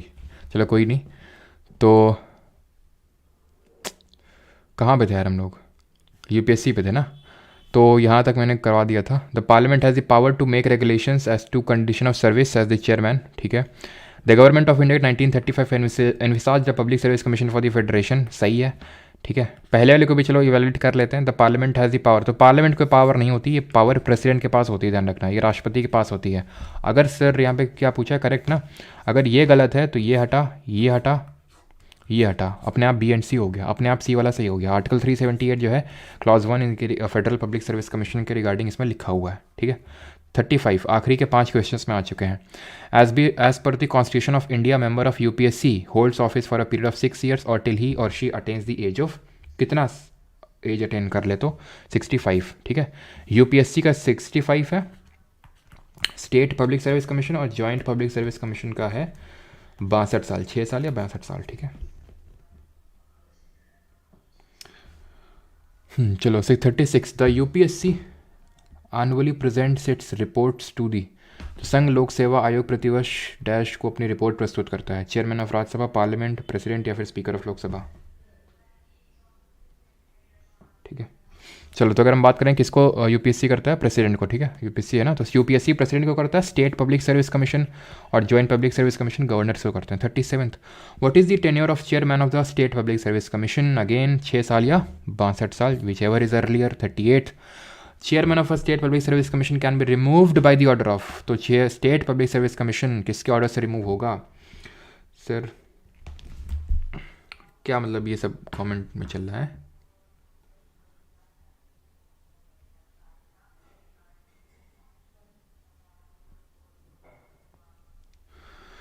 ठीक है, फालतू में स्पैम मत करो जरा, नहीं भी ब्लॉक कर देंगे फालतू में, रोगे बैठ के। Chairman of state public service commission can be removed by the orders of, तो कौन रिमूव करेगा? जब हमने देखा था कि भाई देखो जो अपॉइंटिंग अथॉरिटी होती है वही रिमूव करती है, ठीक है। तो अपॉइंटमेंट कौन कर रहा था? प्रेसिडेंट, तो वही रिमूव करेगा, ठीक है। ठीक है, तो वही इनको रिमूव करेंगे, जैसे कि हमने यूपीएससी का पढ़ा था ना, वैसे ही प्रेसिडेंट ही इनको रिमूव करते हैं। 39 second last question, which of the following is not a function of the state public service commission? It conducts examination, conduct करता है बिल्कुल state public service commission. It is consulted in all disciplinary matters affecting a person serving under the government of state in civil capacity, बिल्कुल consultation ली जाती है। Consultation on any claim for the award of a pension in respect of injuries, ये भी सही है। It is consulted while making reservation, नहीं, reservation के संबंध में इसको कंसल्ट नहीं किया जाता, ऑप्शन नंबर डी, ठीक है। 40th अगर हम बात करें, in which articles of the constitution of India is the national commission for scheduled caste established, तो शेड्यूल्ड कास्ट के आर्टिकल में तो हमने देखा था पहले, तो 65th अमेंडमेंट हुआ था जिसने कि ऑफिसर से कमीशन बनाया था। देन कौन सा अमेंडमेंट था जरा आप बताएंगे, जिसने कि इस कमीशन को अलग अलग बाइफरकेट किया था? नेशनल कमीशन फॉर एससीज को 338 में डाला था और नेशनल कमीशन फॉर एसटी को क्रिएट किया था 338A, और ये अमेंडमेंट था 89th अमेंडमेंट जिससे कि बाइफरकेट किया गया था। 338B में क्या, ये आप बताएंगे। और बाकी के जो क्वेश्चंस हैं ये आपको खुद से लगाने हैं, ठीक है, ये आपके लिए होमवर्क हैं, ठीक है। जितने भी क्वेश्चन हैं आपको खुद से लगाना है, बाकी जो लोग आपकी PDF पड़ जाएगी, ठीक है, और इसके आंसर्स आपको मिल जाएंगे वहीं एप्लीकेशन पे, ठीक है। तो बाकी अब किसी कोई डाउट हो तो पूछ सकता है, बाकी फिर क्लास को एंड करते हैं। जिसको शादी वादी में जहाँ जाना जा सकता है आराम से।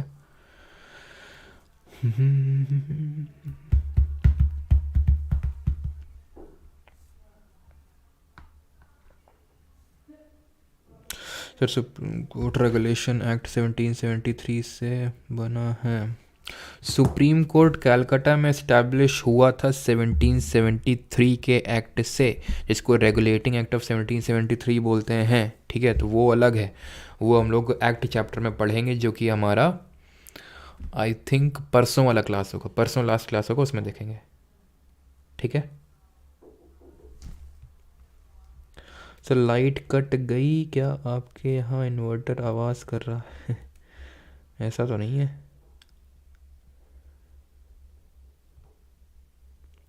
सर शादी करनी, अच्छा तो कर लो भाई। तो please tell about course change हो। 1 ईयर लाइफ टाइम, 1 ईयर से लाइफ टाइम में कोर्स चेंज करना, बहुत लोग ये बोल रहे हैं, ठीक है। तो मैं एक्सटेंड करवाने का एक ऑप्शन दे दूंगा, तो वहाँ से आप एक्सटेंड कर सकते हो, ठीक है। आप मीम्स बहुत देखते हो सर? हाँ देखते हैं भाई, क्यों बहुत तो नहीं, कभी कभी देख लेते हैं, क्योंकि अभी मीम्स बनानी भी पड़ती है ना तुम लोग के लिए, जो लोग इंस्टाग्राम पे होंगे लोग जानते होंगे, तो इसलिए जब देखेंगे नहीं तो फिर बनाएंगे कहाँ से। इतनी भी नहीं, ठीक है, थोड़ी बहुत कभी कभी।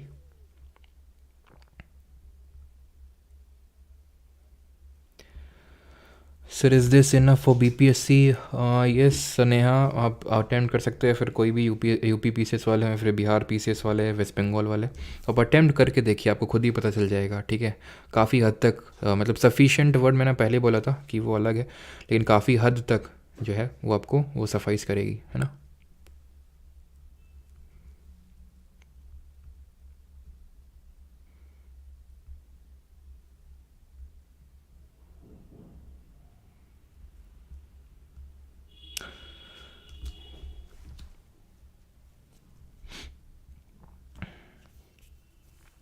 चलिए भाई, थैंक यू सभी को। बाकी रिवीजन वगैरह करते हैं, बिकॉज संडे को आपको पता है टेस्ट भी होगा आप लोगों का, ठीक है।